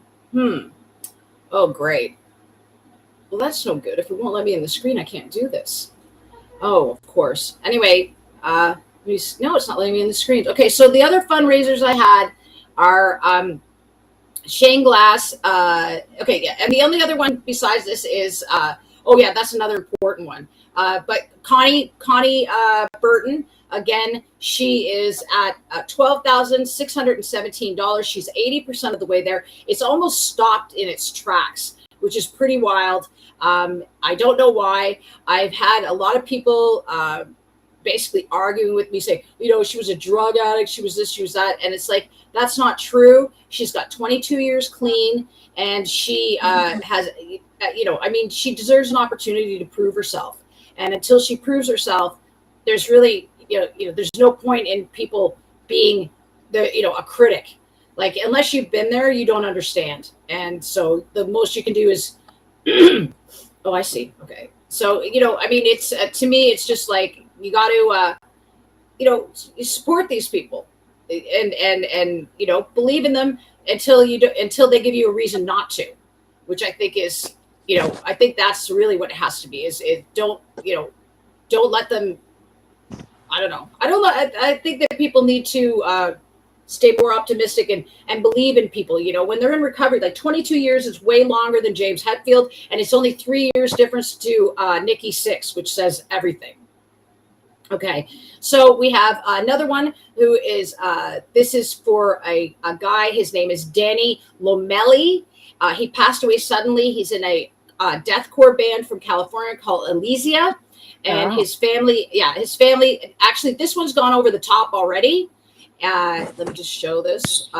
This one's gone over the top already, and they wanted $20,000 to pay for the funeral, as well as to help the family out with counseling, grief counseling, and so on. And they have received everything, but they're trying to get a little bit more. So if you're interested, again, this is another one. It's at $22,000. They only wanted $20,000, and so they've reached it. So congratulations.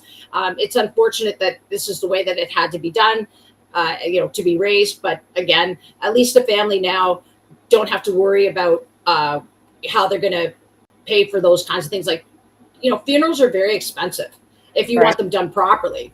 And, especially he's young, and it didn't even say how he died. So, again, more mysteries. But so we'll go to the next one. And the next one, of course, is sort of the big, I don't like to say the big one of the week, but let me just see here.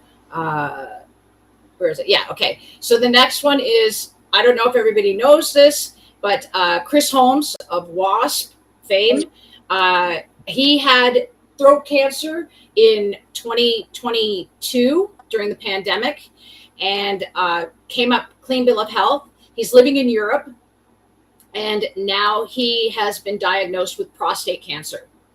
So unfortunately, his wife is reaching out looking for money to help pay for some of the medical bills and whatever else is going to come up. And so far, I think he's looking for 60,000 euros, 50,000 euros. And so far he's gotten 16,651 euros. And so again, if you've ever, Rexy and I were talking about, but if you've seen the Metal Years, which is Decline of the Western Civilization, the Metal Years Part 2. Chris has a great part in it where his mom is sitting on the deck beside him while he's in the pool, and he's pouring fucking vodka all over himself, and he's just like hell bent. He was also married to Lita Ford, which of course Rexy brought up to my attention. And I mean, we don't wish bad things on anybody, and if we can help, then that's the way to help. I need to pick which one I'm going to donate my monthly donation to. I normally don't tell people, so it's like the mensch way is to not tell anybody. So I just leave it at that.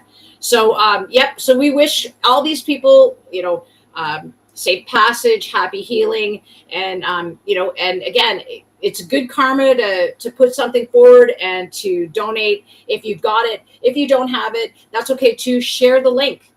And that's the way of doing it too. Sharing is caring. So there you go. I got all these sayings. What the fuck? So that's it. We got through the content. So what do you want to talk about? Oh my gosh. Oh, you want to do the Metallica shit? I was gonna not even do Metallica this week. Yeah, never. I've got two, and then we can slam them. This one here, which of course is Somali Lars. Oh my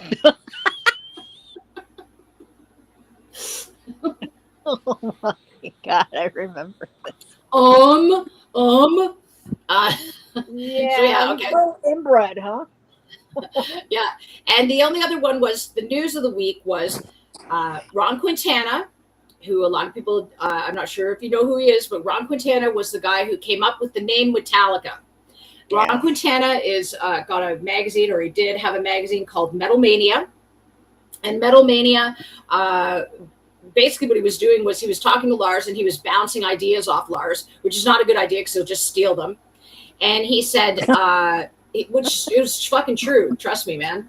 And he said, I've got these two names, Metal Mania and Metallica. And Lars said, well, why don't you use Metal Mania? I'll use Metallica.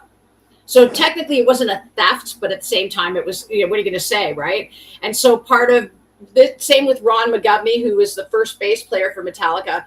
They kind of give these people relevancy by trying to give them a bone. And so this week, Ron Quintana was at Metallica HQ, where I've been, and that's why it makes me laugh, because I was at HQ on the Wednesday night of the anniversary parties, and then they said at the anniversary party that it was Met Club only. I was like, what the fuck are you talking about? I was invited to the fucking HQ, right?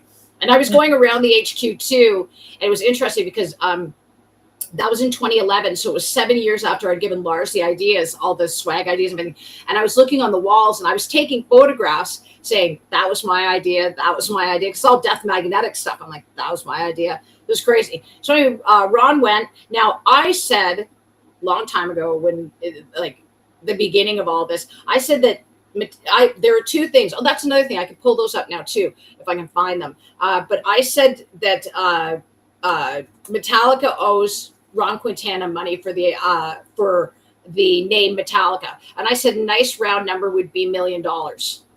Just give him, fuck, for the amount of traction they've gotten from that. That's as far as I'm concerned, he deserves it. Now, the other ones that I was going to show is that I brought from last week, which is the Metallica Crowbar album covers. And this is another one of the Lars thefts, which was, let me just get it up here. Which was one of the other Lars thefts. So anyway, I like Ron. Ron's a cool guy. I left him a note and said, please don't let them buy you with relevancy. He said that he had talked to, while he was there, he was talking to, or did an interview with Stefan Shirazi, who everybody knows is basically the butt boy of Metallica. He was best friends with Jim Martin when I was talking to Jim Martin, and Jim Martin actually said that he was his best friend, and he said that he couldn't understand why. Sorry, Jim, if I'm not supposed to be talking out of school, but this is old anyway. He said that Stefan had gotten what's called lizard brain from hanging out with the Osbournes. So it's very interesting how, like, I didn't really know what that meant, but I guess it just meant that he's becoming tone deaf.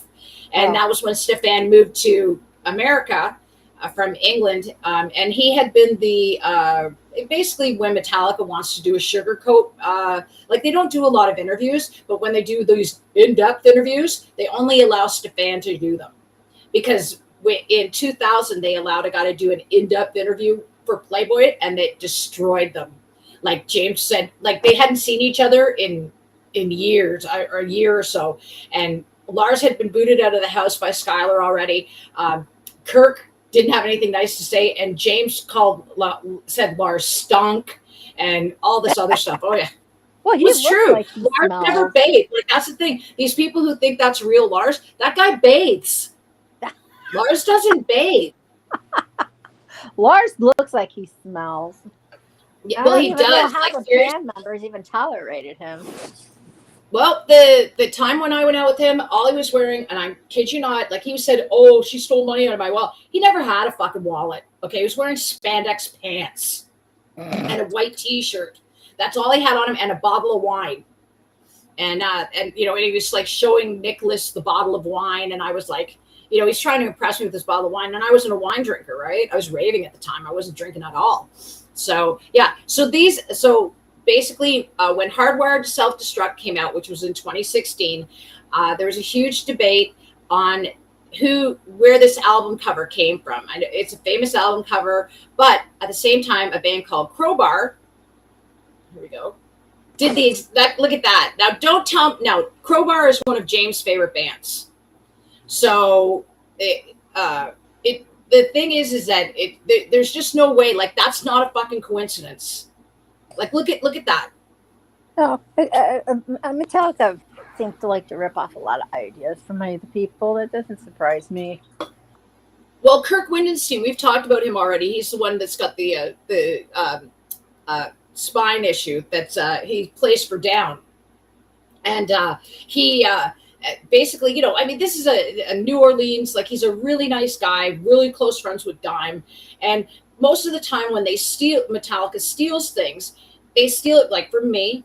They steal it from people who there's just no fucking way we could sue them. You know, there's just no way. We just don't have that kind of money. And so, you know, I mean, it's always very frustrating. And this was one of those times where it was like everybody was freaking out, screaming. There's just, you know, that this album cover stolen. And you know, Lars was like, "What are you talking about? You know, no, it didn't happen." But I said to them me and my I guess he gets a real me feminine voice when he gets who Lars I home don't understand. Well, we kind of idiot. Where's my train of thought going? So I said to them, because I was coming up with making amends things. And so one was pay Ron Quintana, and the other was to give Crowbar or Kirk $33,333, which is 333, of course, is Dime, half evil, right? 666 333, half evil. So I said, give him, you know, that for you know, using his album cover.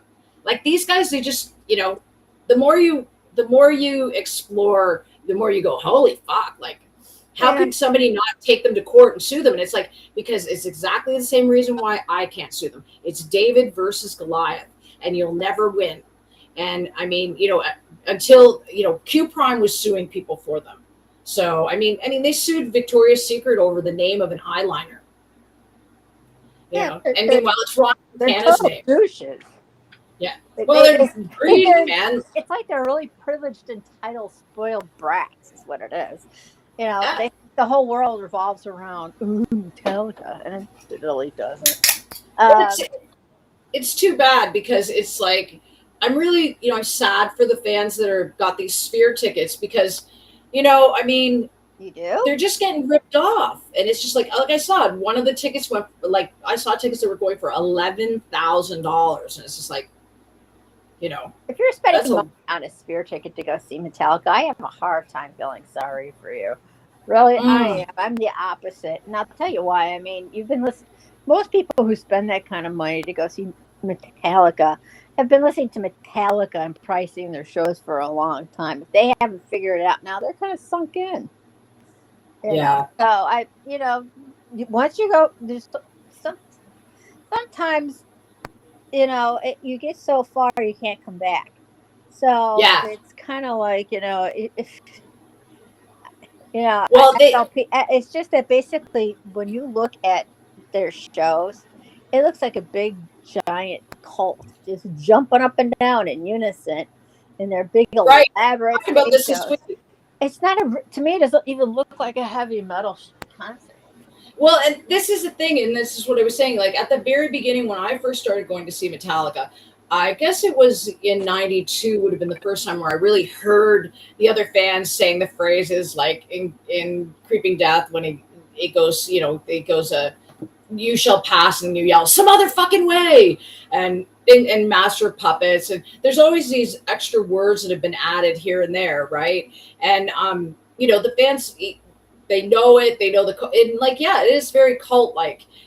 It's kind of scary because you are seeing, for me at least, is that I'm seeing these fans like they're either, well, I mean, like I said, they've taken my videos off of our podcast and like made these really defaming videos of me, and it's like, girl, like do something more interesting, like, there's nothing you can do to me that Lars Ulrich didn't do. He said I was a pedophile.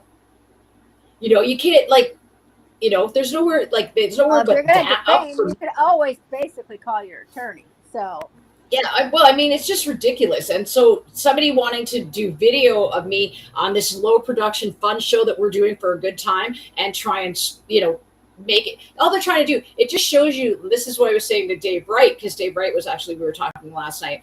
I said, when people do stuff like that, it means they fear you and they have to defame you so that they can stay credible. And that's fine. Like, I mean, it just shows you that I obviously have a point. I mean, I had somebody contact me that I haven't seen in 40 years. I went to high school with, and he's an alcoholic and he's fat.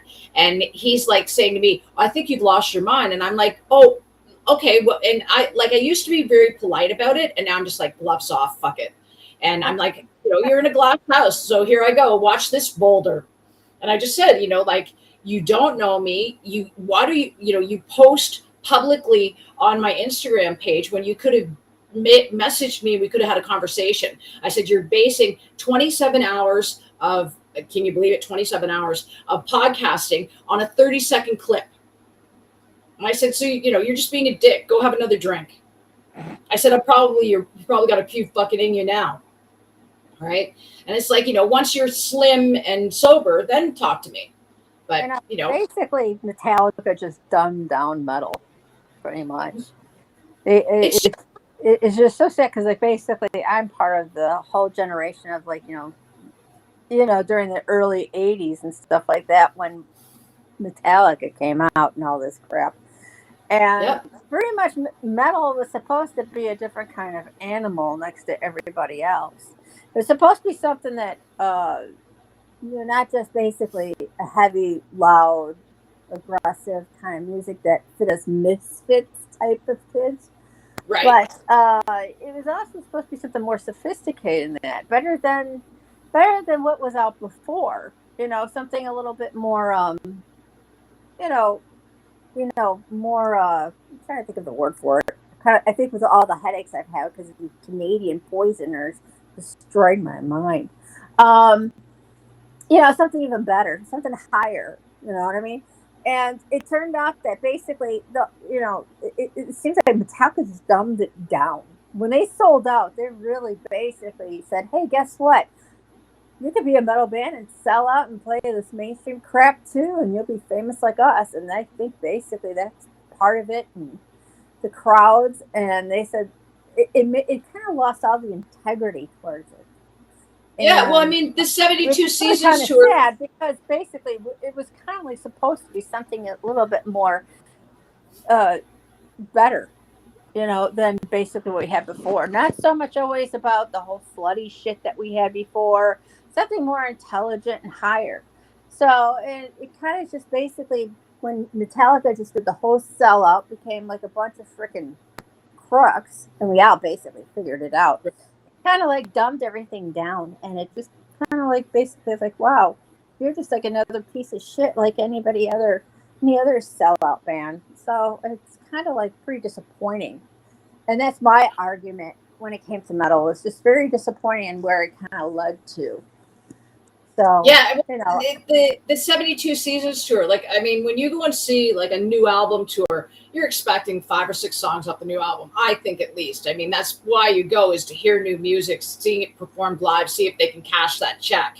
And Metallica played 2 songs off the new album on every show. I mean, the rest was just a jukebox. And that was one thing they said for a long time, was that, they didn't want to be a jukebox. And they have become that now. And part of that is because the drummer is not Lars, and I'll die on that hill. I And think they just basically should have broke up back basically during like the early 21st century. They should have just never been this far gone.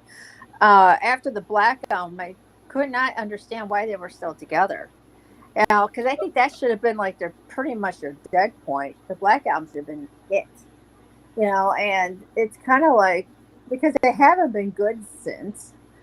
They're just kind of like scooting on every kind of like, when they basically totally sold out to this whole grungy sound for a while there. It's kind of like, what are you? Well, that was when they became friends with Alice in Chains. Lars wanted this sound, and the loads. But like I've said before, and it's said in SOCOM, so I'm not saying something. I'm not talking out my ass here, even though that would be very interesting.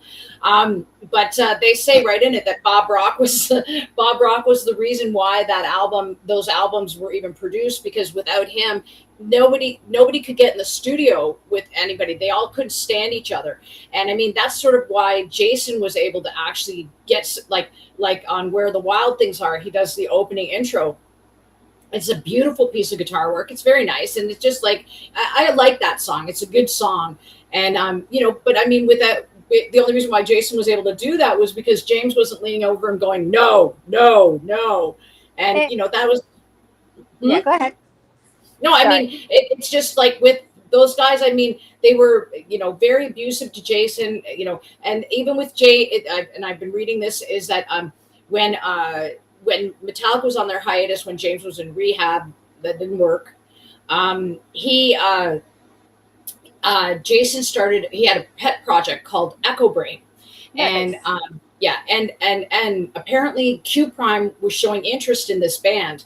And so, Jason, everybody, those other guys, they had, they always were doing cameos, and they weren't doing side projects, but there was cameos and stuff. And I mean, this was, Jason needed something like Jason. A lot of people, I don't know if you know this, but Jason was always a hired gun. He was never brought on as a partner. Whereas Robert, trying to make themselves look good and some kind of monster, they brought him on as a partner. However, people think that he got a signing bonus of $1 million, which couldn't be further from the truth. He was given an advance of $1 million. He had to pay that money back as he got money from Metallica. So never think that Robert Trujillo was given $1 million. He wasn't. He was given an advance of $1 million. So, and part of that, and then he was given a partnership. And I believe it splits 5 ways because of Cliff, but I'm not sure what it is in any event. But I mean, so Jason was never given those opportunities. Jason was always, made, especially by James, was made very clear that he was hired gun. He was not Cliff.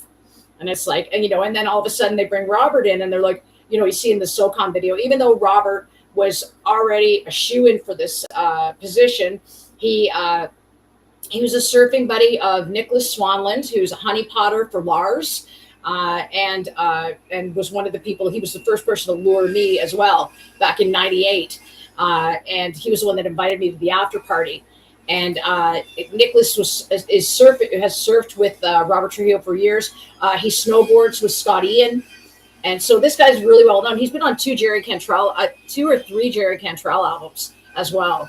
So what's that noise? Anyway, but so I mean, the thing is with Robert, it's like they lied and they said, we're doing an audition. They had him already. He was a plant. I mean, when you watch the other auditions, there's only one other bass player there that even compares, and that's David Ellison. Mm-hmm. Other than that, there's nobody.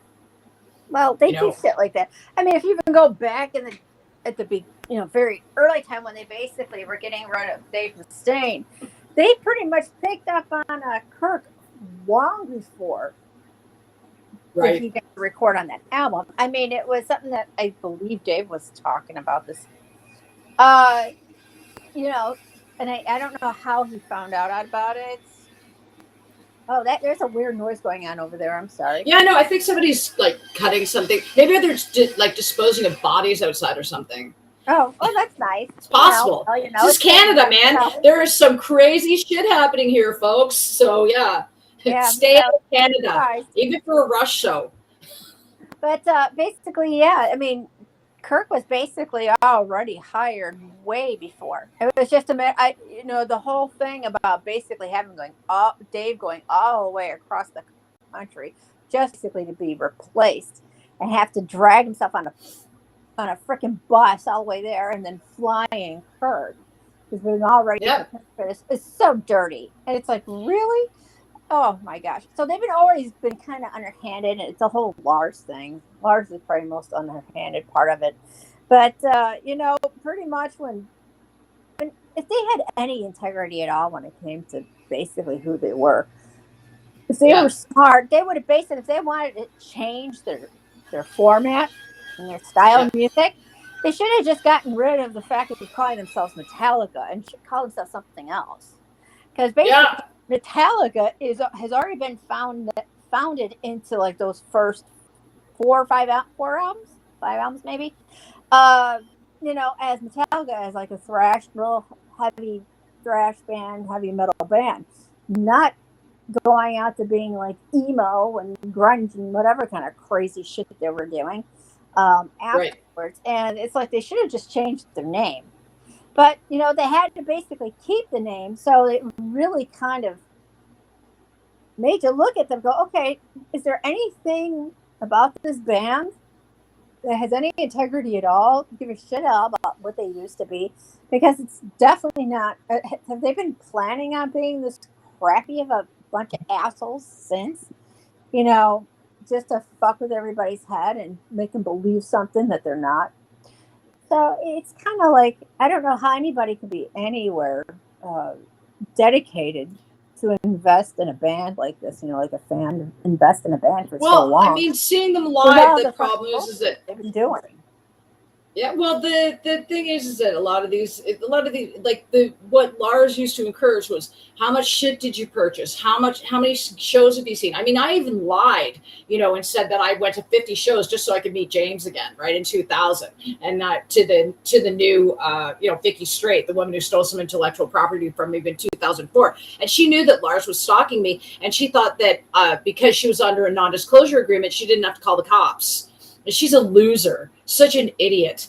But I mean, hindsight's 20/20 for everything. But I mean, the problem is that you have a group of people, and I've experienced Slayer fans, I've experienced Pantera fans, who can before this Pantera celebration, they're pretty hostile. Some of them were either it was one or the other. It was either Team Filler or Team Dime. There wasn't anywhere in the middle. Yeah. Now, how that. Well, it was such a sad story, and they tried to make it out that Philip had something to do with it because Metal Hammer magazine took a quote that was off the record and was supposed to be a joke, and sort of a WWE kind of joke where he was like, Dime should be severely beaten. But that's the kind of like way Philip talks. If you watch, there's this video of an interview that they did when he was in Superjoint with Jimmy Bauer, and like he's like, they're yelling, put the word out right now, Metallica's got big mouths, yeah, we will fight you anytime, and that's the way Philip is. He's silly, right? It's all WWE boxing shit because Philip was a boxer. And so when he said that about Dime, that's sort of where he was going with it. He wouldn't beat up Dime. Who would beat up Dime? And I mean, Philip's a big guy. Like, nobody's going to fucking, But people tried to blame that on what triggered Nathan Gale, which was the guy that killed him. But Nathan Gale apparently was after all of them. He was after everybody in Pantera. So if it had been Down that performed at that place that night, it would have been Philip and Rex that he was after. So it was just unfortunate that, I mean, he was looking for Vin. Like, Vinny was behind his drum kit when it happened, because obviously it happened 30 seconds into the show. But then Vinny, dived under his. But I mean, this guy was coming for him next. He was looking for him, and luckily enough, they were able to get him the fuck out of there. And, I mean, it just an absolute nightmare. I can't imagine what it must have been like watching your brother get assassinated, especially because your brother's your best friend. Yeah. So, I mean, just a horrible, horrible story. And so many nice people lost a really good person in their life that, changed them and made them better people. And, it's just, that's such a drag, that whole thing. But, I've got a couple of ideas I came up with a Pantera pinball machine, which I think they should do. I'm like, really, like, yeah. Can you imagine, like, starting up, put your quarter in, and all of a sudden it starts playing Cowboys from Hell? I was just thinking that when you first said it. I'm like, yeah, see, so already we're manifesting the pinball machine. Yep, already we're manifesting the pinball machine. I've never played the Primus pinball machine, but that's another one that I'd love to play too. I believe Bon Jovi's coming out with one too. Now that we're talking about, but yeah, so that's I mean, who doesn't love Dime? And who, I mean, this whole thing. I'm just glad that they were able to bring something to the fans that's positive. And I love Zakk Wylde, so there's really, you know what I mean? Like, and Charlie Benante, he's a big Rush fan, so I can't, I think he's a good guy too. I think it was just something that was nice. Like I said, they didn't claim for it ever to be Pantera. It's just a celebration. So yeah, that's good. Yeah, I'm glad they basically had this celebration to it. I don't think they have any right to sit there and just call it Pantera just because of a couple of members that were in the band, even though they were pretty important members. But Rex is a great bass player. And it is what it is, which is fine. If you call it something else, say, hey, it's the celebration, it's not Pantera. At least they're not basically trying to make people think that like you're as good or as better or it's the same thing. Because exactly. It's not, but it's that's why I wanted to see it, but I can't see them when they were touring with freaking Metallica, and that's spending the money. Not at $1,000 a ticket. Yeah. I don't like I said, the last time I saw Metallica in 2011, I hadn't seen them for 7 years, and I went to the anniversary show, and the vibe was like hostile. That's the only word I can use for it. It was so different.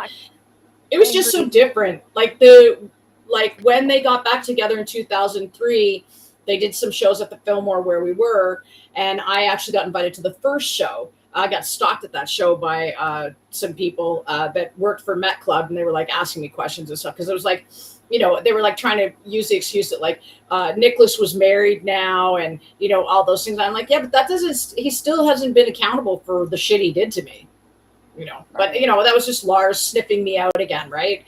But while we were standing in line, because we had to stand in line for hours, I went to the stationery store and I got a bunch of fucking name tags. And I started like giving everybody a name tag, going down the aisle, saying hi to everybody, asking their name and, where are you from? And just having fun, like trying to kill time. And I get in there and the Metallica fan club president, Vicky Strait, looks at me. And this is what she used to do all the time to me. She'd see me, she was so intimidated by me. She would see me somewhere and she'd go, what's with like I used to wear braids in my hair, like cornrows in 2004. She's like, what's with the braids? And then she tells everybody I'm a racist. And so that day she's like, what's with the name tags? I'm like, fuck, it's fun. Like, do you know what fun is? Do you know what country you're in? Well, this is the thing. Well, this is part of the problem with her was they moved the entire thing. That she wasn't even a Metallica fan. She was a Pearl Jam fan. She had just come from Pearl Jam from making them bank. And yeah, well, I mean, they're so different. Why, right? And one of the rules with Metallica Club was the other ones are it's kind of like well, it's so different. But I mean, the thing was that she banked for them, right? And you see so she was like not into Metallica, and so she just didn't get it. And it was like, so she sees me, and it was like, I would have back then I was gunning for her job. I was like, I'd be the perfect Metallica fan club president. And, I've proven it over time that, yeah, I would have been. But I wouldn't do it now. I don't think so anymore. No, time's gone. Like, I mean, that's the thing. Like, I came up with an That's idea just for for James sales. when the Metallica retires, so that he could do like Johnny Cash, and that's why you guys are seeing him at all these country shows and stuff like that. Is that he's basically reforming and reestablishing himself as a country singer, and you know, I mean, like I would have helped. I would have helped with all this, but time's up, man. Like there are other bands that deserve my love. And I'd rather, you know, encourage a band like Corrosion to Conformity, Down, Clutch, you know, anything, anybody. You know, there's lots of other bands, even Megadeth. You know, I mean, and Pantera and stuff like that. Like, there's so many other bands that haven't fucking, you know, siphoned out of me and taken it out of me, that I've still got. You know, that I'm just grateful that they didn't take that spark. You know, they didn't dim my light. And, you know, even though they've taken everything, and James' daughter is a fucking cunt. But yes, I said it, folks. We're not, I don't worry. I privatize these so they're not for children. Did you say she was a cunt? Yeah, sure. You said she was a cunt. Okay. Yeah. Yeah. Callie Hatfield is a cunt. She's a Definitely. Cunt. Okay. She is definitely a cunt. And, oh, yeah. Definitely, without a doubt in my mind. Anybody who separates someone from their senior animals until they die of old age, thinking I've abandoned them because she thought she'd be fucking funny, she's a cunt. Yes. Yeah, she's a cunt. And now she's, and people, I mean, since 2022, when this baby was born, she has not been seen on Instagram at all, except for her mediocre pottery. She's a Nepo baby. You know, I heard rumors that Marcella was interested in singing. I said, you two have fucked it up. Because Marcella was in the car that day when she served me with the paperwork. So yeah, no, that's it. That's all we got for today. I'm not going to tell her. Wow. That's it for today. I'm trying not to put too much energy. She's trying not to put too much energy. She's a special yeast infected cunt. Yes. Well, Nepo babies, right? Like the thing is that it's just like Nepo babies. Like, you know, if so Marcella said she wanted to become a singer, and it's like, yeah, but you're like in your 20s now. Like if it's not in your blood, where you're like Violet Grohl, where she's been singing since she was 13, if not sooner. You know, she had her own band. She's got a great range. You know, I mean, that's somebody who you're like, yes, you know, this is your future. This is where you belong. But when you get somebody where it's like, nothing else has worked for me, I think I'll be a singer. It's like, okay, Nepo baby. Must be nice. Well, you know, I mean, good luck. The thing is that once this gets out, and it will get out, you know, and it already is out, you know, I'm worried about Castor. You know, I mean, you know, when they find out the amount of, I mean, there's 9 animals were abused, 10 animals were murdered. So, and Callie knew all about it, and she decided to fucking do a little bit more because she's a cunt. So, but anyway, let's go. Let's find a good note to end on, because we're again. We go through this so. We're almost at 2 hours already. I mean, there's nobody watching today. I don't think. Not today. There doesn't seem to be anybody on restream, because we come whenever we want. That's why. So they show up, surprise. It's great. We're like the guests you don't want. Surprise, supplies. So yeah. So anything else you're looking forward to? Anything happening? I'm looking forward to. Oh, geez. When it comes to metal, nothing's going on right now. I'm just kind of like getting myself. I'm hoping to get myself back into my my routine. I told you about my sleep issue, so I'm trying to get back into a normal routine to where I'm like, sleeping at night and not in the day. Yeah. So I'm trying to get myself back into gear over here, and and I've got to make some phone calls and all this kind of stuff. So I'm also trying to get some extra ideas for the show. I mean, I already told you about the October ideas, but I'm trying to get some other stuff going on there. But this week fucking did itself. This week did itself. We just had so much content; it wasn't even funny. I was like, we had a lot of birthdays going on, but that's what you're going to get with rock stars and famous. Yeah, well, the Leos, right? A lot of Leos. Yeah, a lot of Leos, a lot of Capricorns. So it's just a fact. What was I going to say? This month in Toronto, there's a lot of good shows coming. On the 5th, the Foo Fighters and Queens of the Stone Age are playing Rogers. I think it's Stadium they call it. It's where they've had SARS.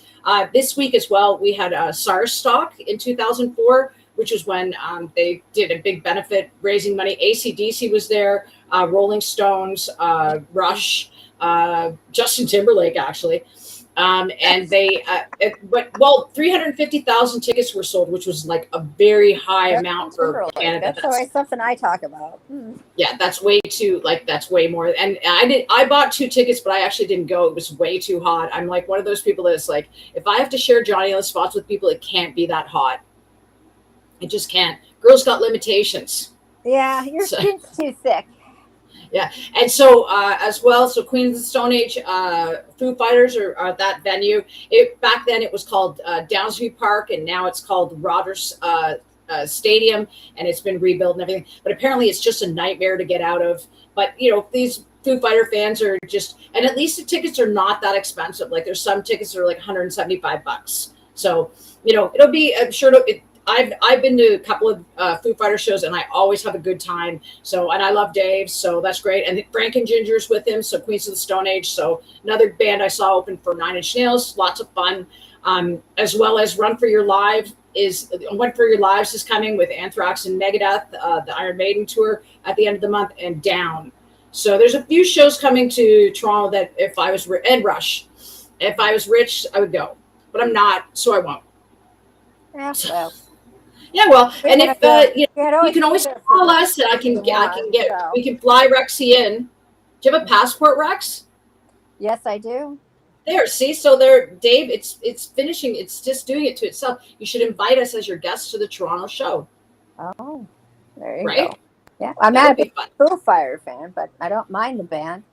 Foo Fighters are like so much fun live though, because they play without a net. Like Dave's not wearing he's not wearing the metronomes in his ears or the PAs in his ears, and it's a real rock and roll show. Like sure. I have nothing against the band, so it's I wouldn't mind going to see a Foo Fighters band. Yeah, it's fun, and Foo Fighter fans are fun. Now you got me tongue twisted. Foo Fighters show. Yeah. So that's okay for me. That's okay. I mean, they got their thing. That's cool. Yeah. I'm sure they're good guys. I don't know anything about them. I've heard rumors about Dave Grohl, but that doesn't really mean it's his entire personality. So, well, I think he's a perfectionist, and I think it's very similar to Dave Mustaine, where he's a perfectionist and he has expectations, and when people don't meet those expectations, he has to move on because he's a multi-instrumentalist, and so everything he hears is stuff that he's kind of going in his brain already. And so if you don't meet up to those expectations, he'll come in and just do the drum fills or do whatever and then replace you. So, the one I really, really, really want to see that I haven't seen is Mammoth WVH, which is Wolfgang Van Halen's band. They sort of came out during the drama, right? And so there was no way I could go see them. But that's a band that I would really like to see because I love Mammoth. I think it's amazing. I think he's so creative. I can't believe he's almost on his 5th album. Really? I never really cared about the Eddie Van Halen thing. I mean, I like Van Halen's a great guitar player, and I liked very early Van Halen. Mm-hmm. So pretty much I never really it really didn't connect with me after a certain point. I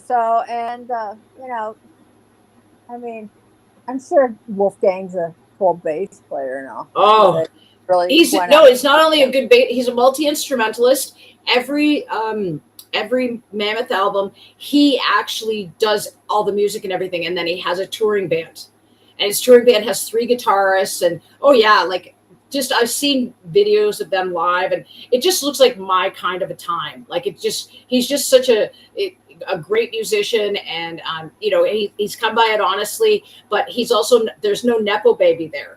Like it's not my dad put me here. It's like quite literally he's done it all himself, and it's great. He was always good. I mean, the idea that when Wolf toured with Van Halen was his dad's dream. Because Janie Van Halen, his second wife, actually was the manager of the band and put it together for that tour. And the idea was to make Ed's dreams come true.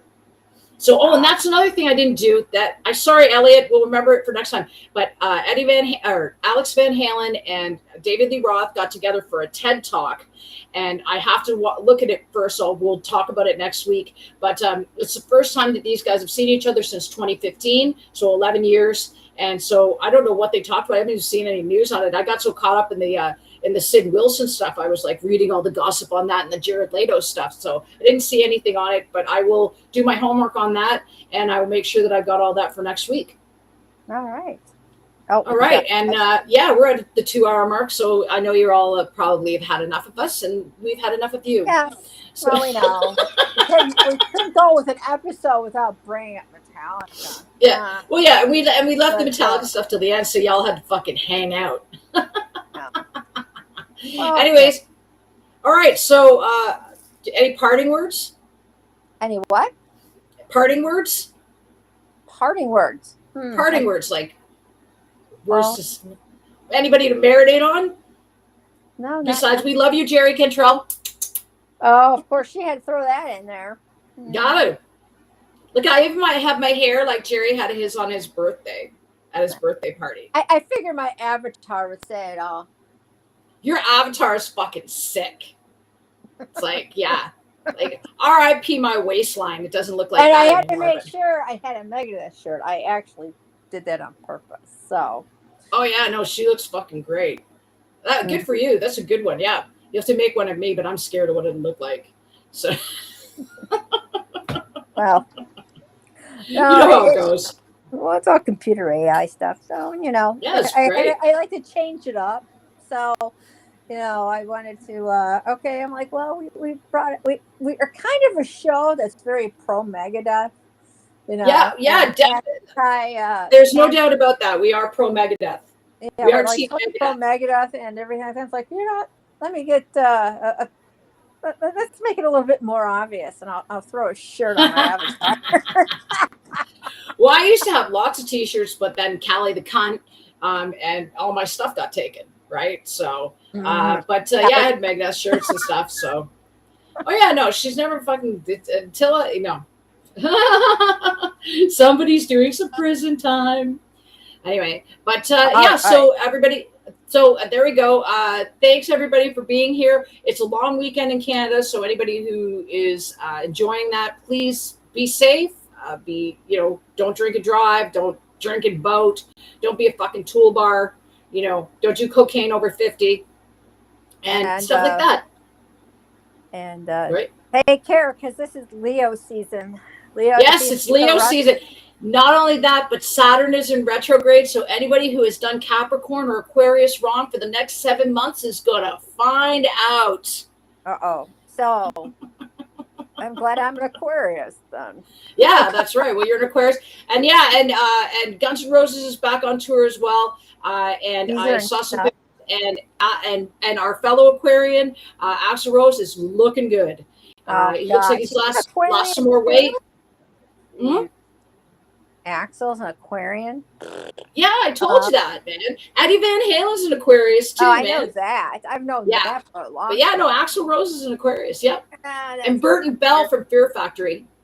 So there's lots of great Aquariuses. Yeah, there's a lot of Aquariuses. I'm just kind of like, it's kind of funny how most of the Aquarians, I'm not really, they're not like my biggest favorite musicians. Tend to not be Aquarians. No. I mean, like mostly Capricorn. Awesome. Mostly Capricorns and Leos are like the most prominent in entertainers. But both are ambitious, and especially Leos, is they think the sun and moon rotates around them. So Okay, I guess basically my set of favorite Aquarians would be like Alice Cooper, Robin. Yes. It's I don't know why. I think sometimes you don't really gravitate towards your own so much as you do your opposite. So it's just basically what it is. But Aquarians are the inventors, and they're also entertainers too. So it's just that Aquarians are more the inventor part of it, and Leos are more like, I have to be in the spotlight star. I have a brother that's a Leo, and he's an attention whore. So I get it. Yeah, yeah, they gotta have. And when Leos and Aquariuses don't get along, it is awful. Anyway, we're talking. This is all fucking. There's guys out there that are stabbing themselves in the eyes right now, going, "Stop talking about astrology." So, Yeah, but it's our show, so fuck you. Anyway, all right, guys. So basically, throw something different in there. You know, it's that's right. For we're not going to talk about religion. We're not going to talk about politics. Politics, nope. We're not talking about the touchy subjects. You know, this is how we keep the seasons of, and how we remember. How I remember a lot of people's birthdays is by the definitely. Horoscope. You know, well, if you ask me when Dave Mustaine's birthday is, I'll be like, well, I know he's a Virgo, and I know it's early September. September 13th. September 13th. But it's the 13th. Yeah. Yes. Oh, 13. I believe it is. Let me just double check. Let's just do that, and then we'll go. It's the 13th. So, he's got that lucky number 13. Yeah. Again, right? Yep. September 13th. I was right. Yeah. Nobody knows I wrote a book about him. Yes. And Dave Ellison. Dave Ellison's a Scorpio too. Dave Ellison's a Scorpio too. What about Scorpio? Dave Ellison is also a Scorpio. He's a Scorpio. There's a whole bunch of them. Robert Trujillo's a Scorpio. Kirk Hammett's a Scorpio. Yeah. Lots of them. Yeah. Bunch of them. Whole bunch of them.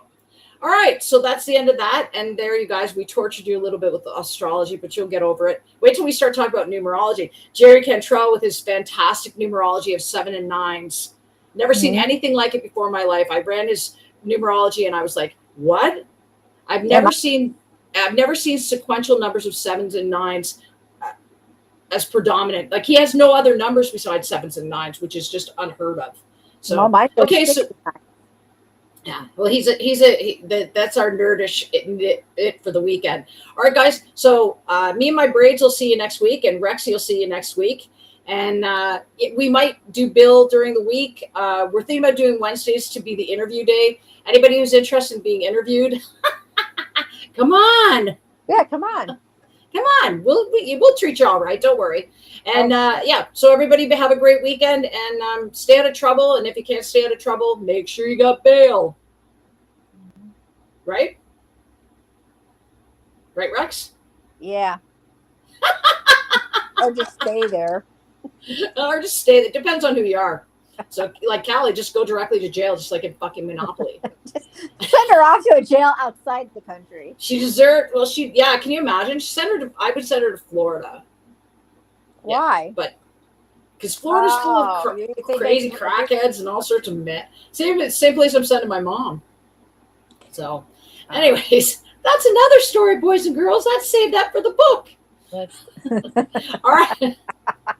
What a crazy week. What a crazy show. Anyways, Thanks everybody if you're putting up with this shit. And yeah, there's like 100 people a week that are like regularly watching. So thank you. Thank you to the 29 people that are actually subscribers on YouTube. Thank you to the 3 subscribers on Rumble and anybody else that watches these. We appreciate you.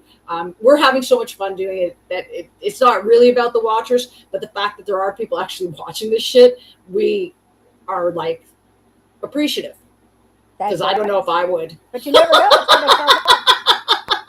I mean, all right. I got ideas. It's just a matter of basically dealing with it, the technology part of it. So, which we'll figure out. Change this up a little bit to make it a little bit more entertaining. We need to do a little bit more, get into our tech part of it. But so for a bunch of musicians on tour that have nothing to do sitting on a bus, we are fucking fun. Yes. All right, everybody. Okay, so we're gonna take it off here. Everybody, take off, eh? And have a good weekend. Bye-bye. Bye.